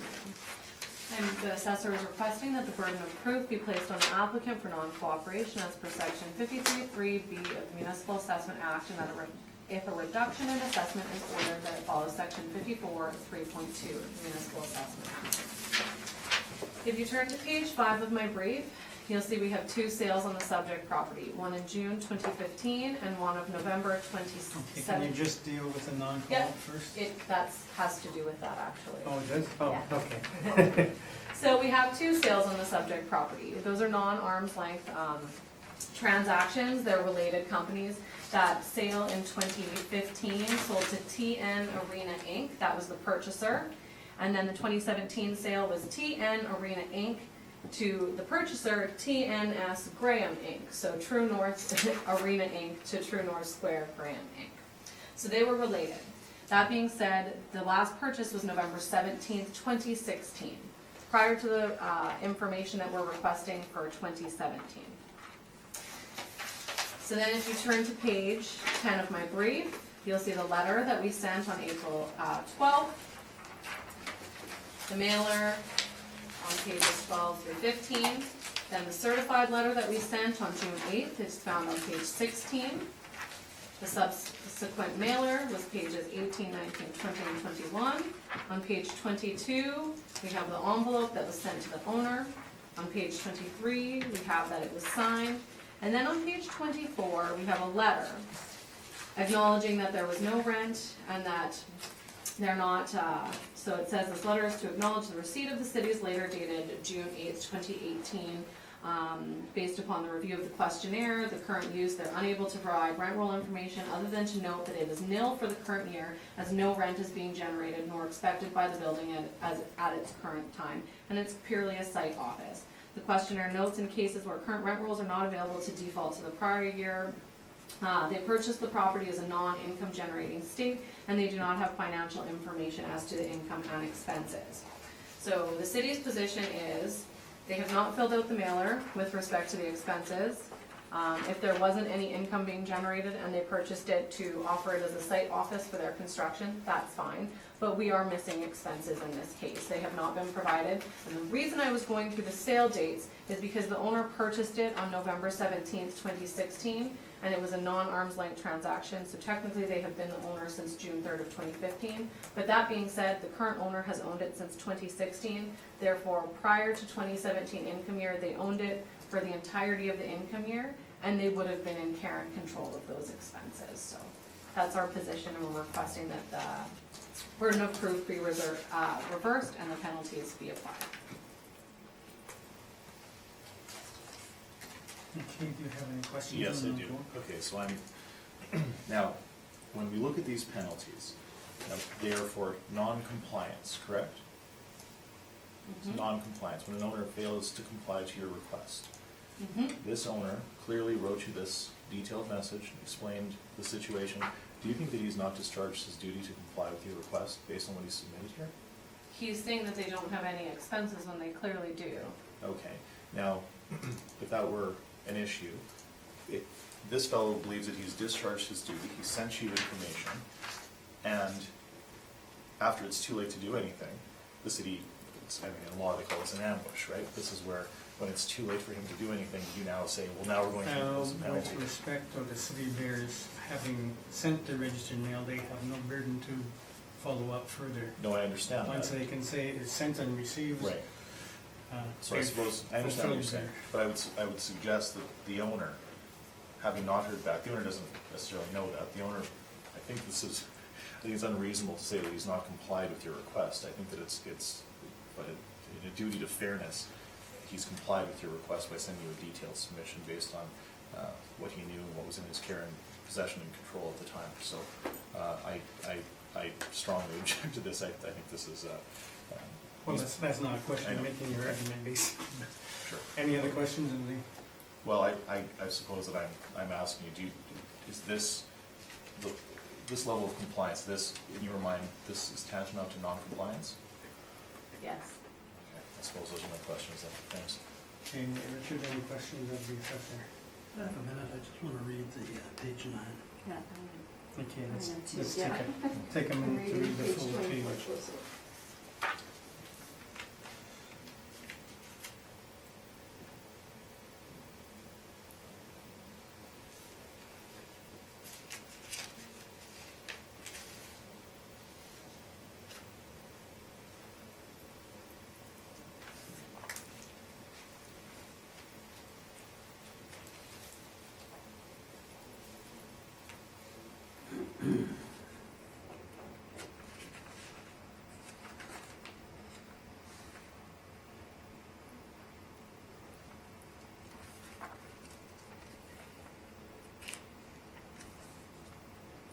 I'll hold my questions for now. Anyone? I do have a question. Maybe it's not. In the instance where the owner here states do not have a full year's operating results.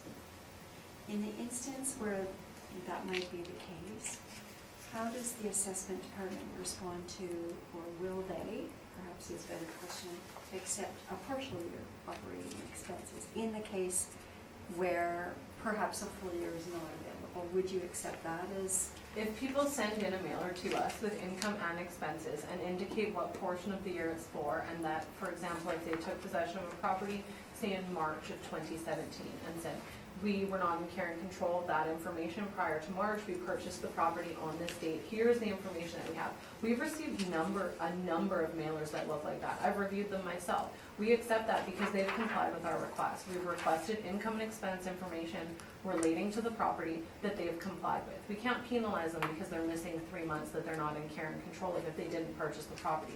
In this particular situation, they purchased the property prior to the full year of 2017. They should have access to that information. No, I'm not disputing the shoulds or shouldn'ts. I just wanted to know, they say they don't have a full year. I was just wondering what happens in a partial year. If they didn't have a full year and sent us information of the partial year and said, these are our expenses that we incurred from, like I said, March till whenever, or June until whenever, they've attempted to comply with our request with the information they have. In this situation, they're saying they have no information for all of 2017 because they've given us no information. Thank you very much. Just a quick question here. In the first paragraph, they refer to 372 Graham Avenue. Second paragraph, they refer to 372 Hargrave Avenue.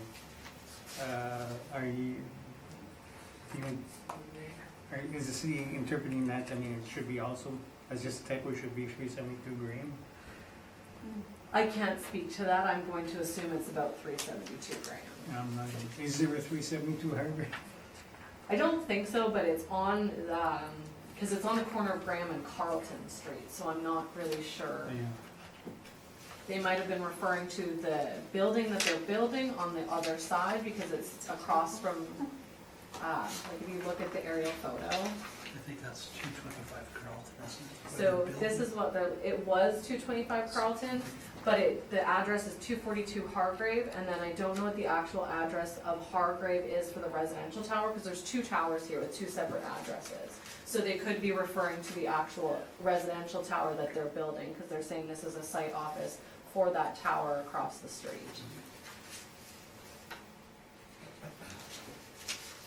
That's how I interpreted it. Mhm. Okay. All right, so you can give us your presentation.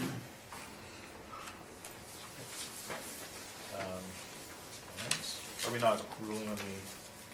Well, no, just on the Oh, non-co-op. just on the non-co-op, okay, well, I think, effectively, there's a duty to fairness to these ratepayers. Now that it came up, is this Hargrave, is this Graham, I think it's safe to say that they're referencing 372 Graham. Maybe a typo, I'm not sure, I'll be speculating, but in the grand scheme of things, these penalties ought to be applied in situations where owners have not complied, where there's substantial failure to comply. Sending this letter is clearly that they're complying with the assessor's request. They're not ignoring it. They're saying we don't have it, it's not in our possession and control. This is not the kind of situation, this would actually frustrate the spirit of the act. This is not the kind of situation where we're supposed to be applying these penalties. So I will suggest that based on the fact that there was correspondence sent in, and then no follow-up. I recognize that the city doesn't have a duty to follow up, but I don't think it's fair to apply the penalty when somebody has clearly responded to the assessor's request. This is not a failure to comply, and the penalty should not be applied in this scenario. That's my presentation. Thanks. Any questions?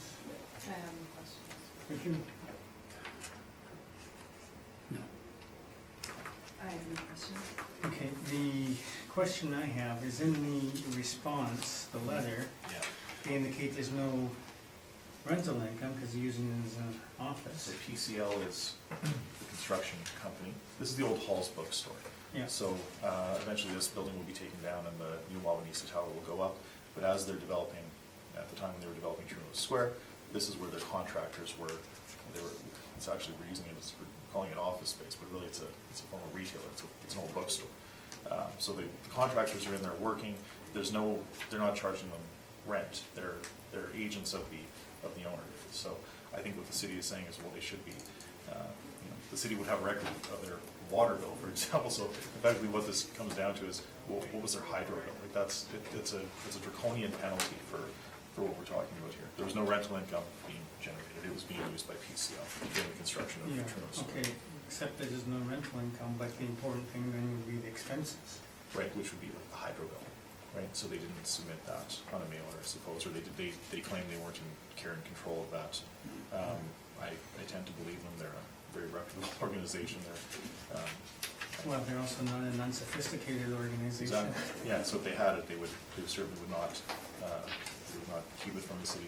They're probably more compliant than most. So, and as evidenced by this letter, they sat down and they replied to the request. That's basically what we're talking about here. So in order to ambush them when it's too late is completely unfair. And there's a duty of fairness to these ratepayers, and this would not be tantamount to non-compliance by any stretch of the imagination. Okay, thank you for that. Can I direct? Sure. Lindsay, you get many responses in the cycle. Mm-hmm. Do you get a lot of responses that would be of this nature, where they haven't complied, but they have replied? They haven't complied, but they have replied. Would you get hundreds? We do get a number where they have replied, but they haven't complied. We have people who, in my experience of mailers I've reviewed, we've had people that are owner-occupied properties that have returned a mailer with zeros across the whole thing, saying it's owner-occupied, there's no rent. Well, it's not zeros across the whole thing. They have expenses. We need that information. We need that information because we come up with occupancy costs for our VA. So when we apply VA, we come up with occupancy costs that we add to those rental rates when we do our business assessment. So that expense information, just because you're an owner-occupied property with no rental revenue, we do need that expenses. So but Is that explained to them? the Because I'm looking at this, and this letter does not tell me that. The letter says to give us information relating to your income and your expenses. And in this situation, the owner has said, okay, there's no income, but if they had filled out the expenses, we wouldn't be discussing this. But they've essentially just said, oh, well, there's no rent here, we can't give you. Okay, so let me go to the gist of my question, which is, when that happens, does somebody in your department take that and go, follow up, and put it on a pile for follow-up? Or And- you simply say, that's it? We are not mandated to be following up. We send a registered letter, and that's as far as we have to go. We are not there's information in liquor sin that says we are not required to follow up with people. But you do follow up, because you send an April letter and then a June. That is where our follow-up Yeah. ends. Okay. So we don't even have to do that registered letter, but we do it because these penalties are extreme. That way we send them, they have a registered letter that someone has signed for, that we can go back and say, okay, someone has signed for this, they've received it, because there's always a conversation of whether or not it got lost in the mail. So that way we know it's been received. It's like putting a read receipt on your email. Yep, thank you.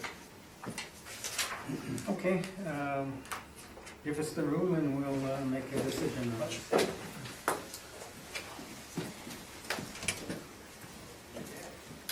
Camera. Yeah.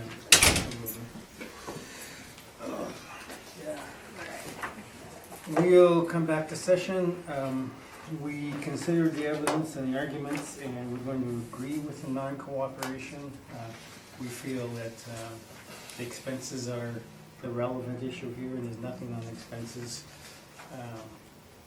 And with an owner-occupied property, there will be no rent, so just saying that there's no rent doesn't tell the city anything. So we're going to grant the non-co-op, so you can proceed first. Okay, all right, so this is roll number 12-0935430000, file number 19-2475. This is 372 Graham Avenue. Okay, so again, this we've established this is the former Hall's Bookstore. Now it's interesting because the original Hall's Bookstore was actually expropriated to make way for the Royal Winnipeg Ballet. And so this building was built purposefully for them as a retail store over 2 floors. Now we're treating it as an office today because that's what the use code is, and we've established the PCL, the contractor for the owner who's building a large project next door, is occupying this space. So we will we'll suspend disbelief and say that this isn't an old bookstore and it's now an office building. As an interim use. Okay, so it was built originally in 1985. We see no variant on the age. Leasable area is 9,188 square feet, and again, that's over 2 floors. Building is irregular, but the parcel is actually perfectly rectangular. Okay, again, this is the corner of Carlton and Graham. There's no elevator in the building. Access to the second floor is stairwell only. Again, this is the former Hall's Family Bookstore, who occupied the space for decades prior to vacating in 2014. And in 2014, they did cite a decline in sales and some of their client concerns about downtown safety. The land area is 6,077 square feet. It's zoned M, multiple use. Subject was purchased by True North in June of 2015. However, the transaction is not considered to be a market transaction. As the purchaser was motivated, there's clearly assembling a number of parcels. So we do not put any weight on the sale. As we've established, the space is being used as a site office for PCL, who are conducting work across the street at True North Square. The subject will be demolished in due course, and PCL, we said that they were paying a sub-market rent, but they never did pay a rent. That's not correct, so we've not considered it. We have looked at the market in order to determine what a reasonable market rent for this space may be. You can look at page 6. I've looked at some office and retail lease indicators. Now, I think that these are all quite good, actually. The best ones I would suggest are, now, I went through about 50 different lease comps here, but you can see that the numbers on the far left on the indices are incorrect. They should be 1 through 11. Now, the best ones that I see are on Broadway, and then we also have the one on Portage. Those are, I guess, 35 through 38, 45, and 46. Okay, so when we look at this market for this type of space, all within striking distance of our subject, we see an average rent of $12.35 and a median rent of $13 per square foot. So we are going to use a rate of $13 per square foot for both the upper and the lower levels. Now, I will say the last two, those are probably too far out and too low to be considered. So when we look at the ones that I referenced there, somewhere between 12 and 14 is reasonable, so we use 13. Okay, we've not disputed the model cap rate applied by the assessor, which is 6.7%. And again, we do continue to apply the 7% based on 5% for the non-recoverables, 2% for the structure. Okay, so with all these points taken into consideration, we come to an indicated market value at the reference date of $1,383,000. And we do ask that the value be amended to reflect that reality. Now, I've got in my brief some photos in this building a number of times when it was a bookstore. It's page 13. 14, 15, you can see it's clearly a retail space over 2 floors. And the reason we're talking about it as an office is because PCL is using it as an interim use. So that's fine, but with all those points taken into consideration, we do suggest that the value of $1,383,000 is appropriate for this site. Thank you. Any questions? I do have a few questions, thank you, Mr. Chairman. So these pictures were clearly taken before the use changed from retail to Absolutely, yeah, office? that's the last, call it a typical use of that space, that's correct. Have you been in the space since it's become an office? Not since it's become an office, no. Now, you mentioned that it's more akin to retail, and I'm a little bit confused by the information in your brief, because on your income stream on page 7, you called it retail. And then in your explanation, you're talking about office parameters. So have you relied on office or retail? Well, it's we both generally use office and retail together, right? So it's that space it's more retail space than it is office space, to be certain. And you have to remember too, this building is going to be demolished, so we're not finishing this building in such a way that it's going to be an office for a long life. It's a temporary office use, right? Okay. Now, the reason I ask is because your vacancy allowance, your explanation says you've applied a vacancy allowance of 5.5%. But then your income stream says 10.5%. Yeah, we use 10.5. Okay. Yeah. Now, if you look at the valuation parameters that you've included in your information, Yeah. if you look on page 14 to the vacancy, if you look at what's considered RET, which is what this previously was, an RET, which you labeled your income stream as such, Right. that vacancy is 6%, which is why I'm asking, are you looking at office parameters or retail, what's happening? Well, Because we now have three different things. Right, we were looking at in the past as retail, and now we're looking at as office. And I believe the city is using the office parameters as well, right? So if it is a more akin to retail in your mind, because it's not going to be an office, would it not have been prudent to use the 6%? If you're Well, we're considering using it the retail? current use, correct? Current physical condition is that it's an office building, right? But you've made It's office. discussions that it's Yeah. a retail use. Well, it's an atypical space, to be certain. It's an interim use, so. Those are my questions, thank you, Mr. Chairman. Okay, Richard, questions? No, I have nothing. Lynn, questions?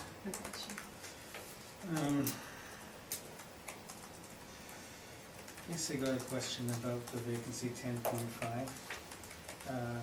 This is, say, 2 stories? It's 2 floors. Yeah, I guess you can call it 2 stories. It's, And I guess it'd be limiting the vising walls. Yeah, They there's- wouldn't put up any walls on the inside. I think they've just set up, A few tables here and there, that's my understanding. It's an interim use construction office. So nothing fancy. I would suggest it's probably not, considering they're gonna knock it down in due course. Yeah, something have to be bulldozer proof. But wouldn't this be more akin to an OFS than an OFC then?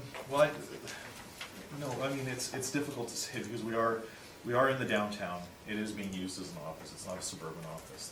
The notion that if it was 1 floor higher, it would be captured in the downtown doesn't seem to make sense. I would suggest it's a function of the model, not necessarily of the market.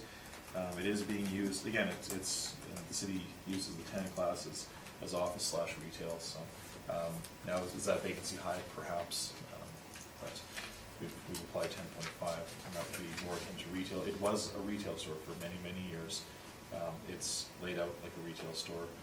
It's only being used as an office because the owner has a motivation to develop the adjacent parcel, so it's atypical to be sort of. Okay, thank you. So you can give us your presentation. Thank you. So as we stated, we're looking at file number 19-2475, roll number 12-093-543000. As stated, this is 372 Graham Avenue, located on the southwest corner of Graham Avenue and Carlton Street. I'm recommending to maintain the 2020 assessed value of $1,848,000. This has an actual and effective year built of 1985. We have a leasable area of 9,188 square feet. The applicant's absolutely correct. This previously was assessed as a retail property.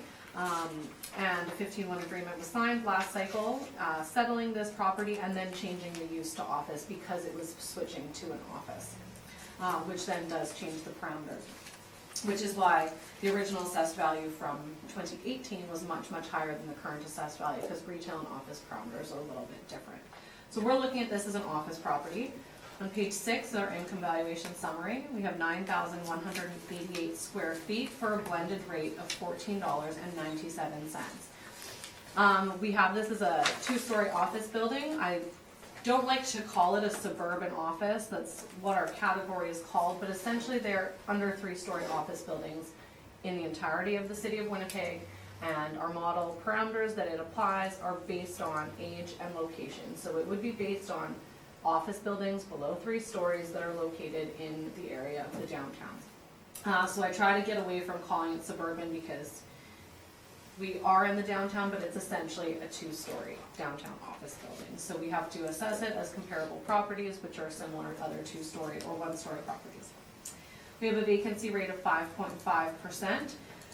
We have an expenses of 2%, we have a shortfall of $7, and we have an overall cap rate of 6.7%, for an overall value of $1,848,000, which is a slight increase over the 2018 15-1 agreement that was signed.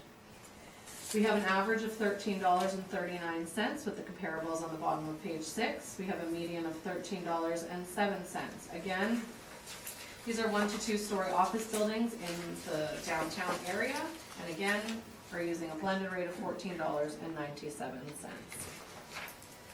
On page 7, you'll see the income valuation summary. On page 8, you'll see the cap rate information that we've discussed at length, and I believe the cap rate is not in contention at this point in time, yes? And that's my presentation. I'm happy to answer any questions. Questions? Yeah, just a few, okay. And so we're not supposed to talk about 15-1s or last cycle or? No. I didn't say the value. You did say it was slightly. They did, actually. All right, that's fine. So yeah, just a point of clarity. Why does it say the wall height is 2 feet here on the second page? Just notice that. I'm not sure. It could be a system error, but clearly it's not 2 feet. Right. You can see that by the pictures. Absolutely, no, I just wanted to see. And it would not affect the modeled information. Now, you said something about the model where we're agreeing that this is in the downtown, this couldn't be more in the downtown. But the OFS data, that does pull data from the suburban offices, doesn't it? It's not using, when you use the OFS class code, you're saying that it is using parameters that are based on what you have in your model for the downtown, but it is drawing info from suburban properties, is it not? It would, our information is based on age and location, so we have different information, and I believe the rental rates that are applied are based on different locations. Yeah, so the rental rates are an interesting one. So I looked at this and I see, okay, you're using, for one floor, you're using $14.96, and then for the next floor, it's $14.97. Now that's probably not indicative of market behavior, correct? That's the way the model comes Right, so out. that's And a again, model. we're looking at a blended rate of $14.97. Yeah, okay, but you've got rent comps here that show an average of $13.39 and a median of $13.07, is that correct? Yes, but we have a range of $10 to $16.92. Right, that's interesting. So the $16.92, now I know that building well, and I want to ask you about a couple of these before, but it just slipped my mind. 387 Broadway is, that unit, we talk about, I think, every cycle, because it's a senior litigator who rents that space, and the benefit is, it's a locational advantage for being right next to the law courts, correct? Is that the old funeral home? I think so, yeah, Okay. yeah. I can't speak to Yeah, that. and look, there's lawyers on the top floor, on the second floor, this is the top floor, it's a senior litigator in the city. And there's also covered parking, they built a garage from, correct? I wouldn't be able to speak to that. Okay, and then you've got another one here on 226 Osborne Street North, I know that one too, that's a really nice building, that's a Moody Moore building from the 40s. I wouldn't say it's a really nice building. Architecturally, it's pretty nice, it's the original Red Cross building, right? Yes, but the space inside I would not classify as really nice And space. so you've been inside that building, I have seen photos of inside that and building. you're aware that it's an executive center, so it's not typical. It's, We have a number of spaces in that building, and again, we're trying to look at OFS comparables Yeah, that are in the right. downtown. And Right. as stated, there's but it's, not a lot of under three-story Got buildings it, in the yeah. downtown, and so we're not trying to look at what's happening in the but do you suburbs, think we're it's trying to. appropriate to use 226 Osborne Street North? That one, that has administrative support staff, this is like the Airbnb of office buildings, right? I wouldn't agree with that. You wouldn't agree with that?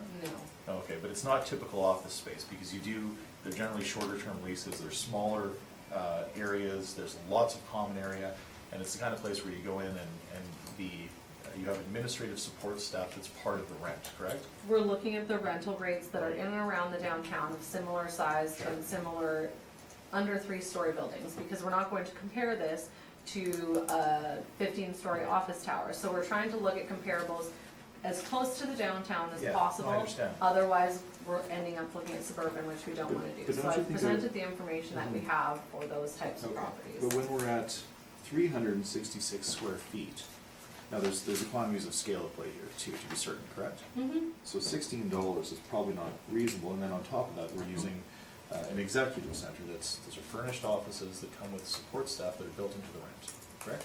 We have a number of comparables, and, economies of scale typically play an effect, but if you look at comparable number one, it's 1,500 square feet at $14. And then you have larger square footages that are lower or higher. Right. It's all Comp sort number of one is dependent on what's going a on. corner store, right? It's a corner store. Yes, but it's in an OFS building. Okay, and 155 Fort, okay, that's reasonable, but what's interesting is that building comes with 5 parking stalls on that lease, is that correct? I can't speak to how many parking stalls are there. Right, okay. 183 Kennedy is fine, under that building, that's reasonable, and then 387 we just talked about. Now, what's interesting is when we take out comp 3, because it is an executive center, you come to an average of 1287. I'm saying it's 13, so just wanted to point that out. Those are my questions, thanks. Okay, questions, Richard? No, sir. Thank you. I have no questions. Okay, what I'm going to ask is, these comparables you got are fitted out as standard office buildings, whereas wouldn't this building be kind of less substandard fitting for an office building? You're not going to produce nice offices when you got guys traipsing in and out in construction boots, or safety boots and hard hats. Again, we've looked at office comparables, and it was a rental or a retail space, and typically retail rents are higher than office rents. So the values previously, when it was retail, would have been higher. And if we're gonna talk about a retail space that's demised as retail space, then we need to start talking about retail comparables. So we have to look at, if we're gonna call this an office, we have to look at it as an office. Yeah, especially to be a substandard office rather than an average office. Quite possibly, but without being in it or having any pictures of what it currently looks like, no one's to know what's actually going on in there and what it looks like currently. Okay. All right, I have no more questions, so. Thank you for your presentations today, and enjoy the rest of your life. At least till the end of February. Enjoy until the end of February, Yeah. maybe not till the rest of the time. Thank you very much. Thank you.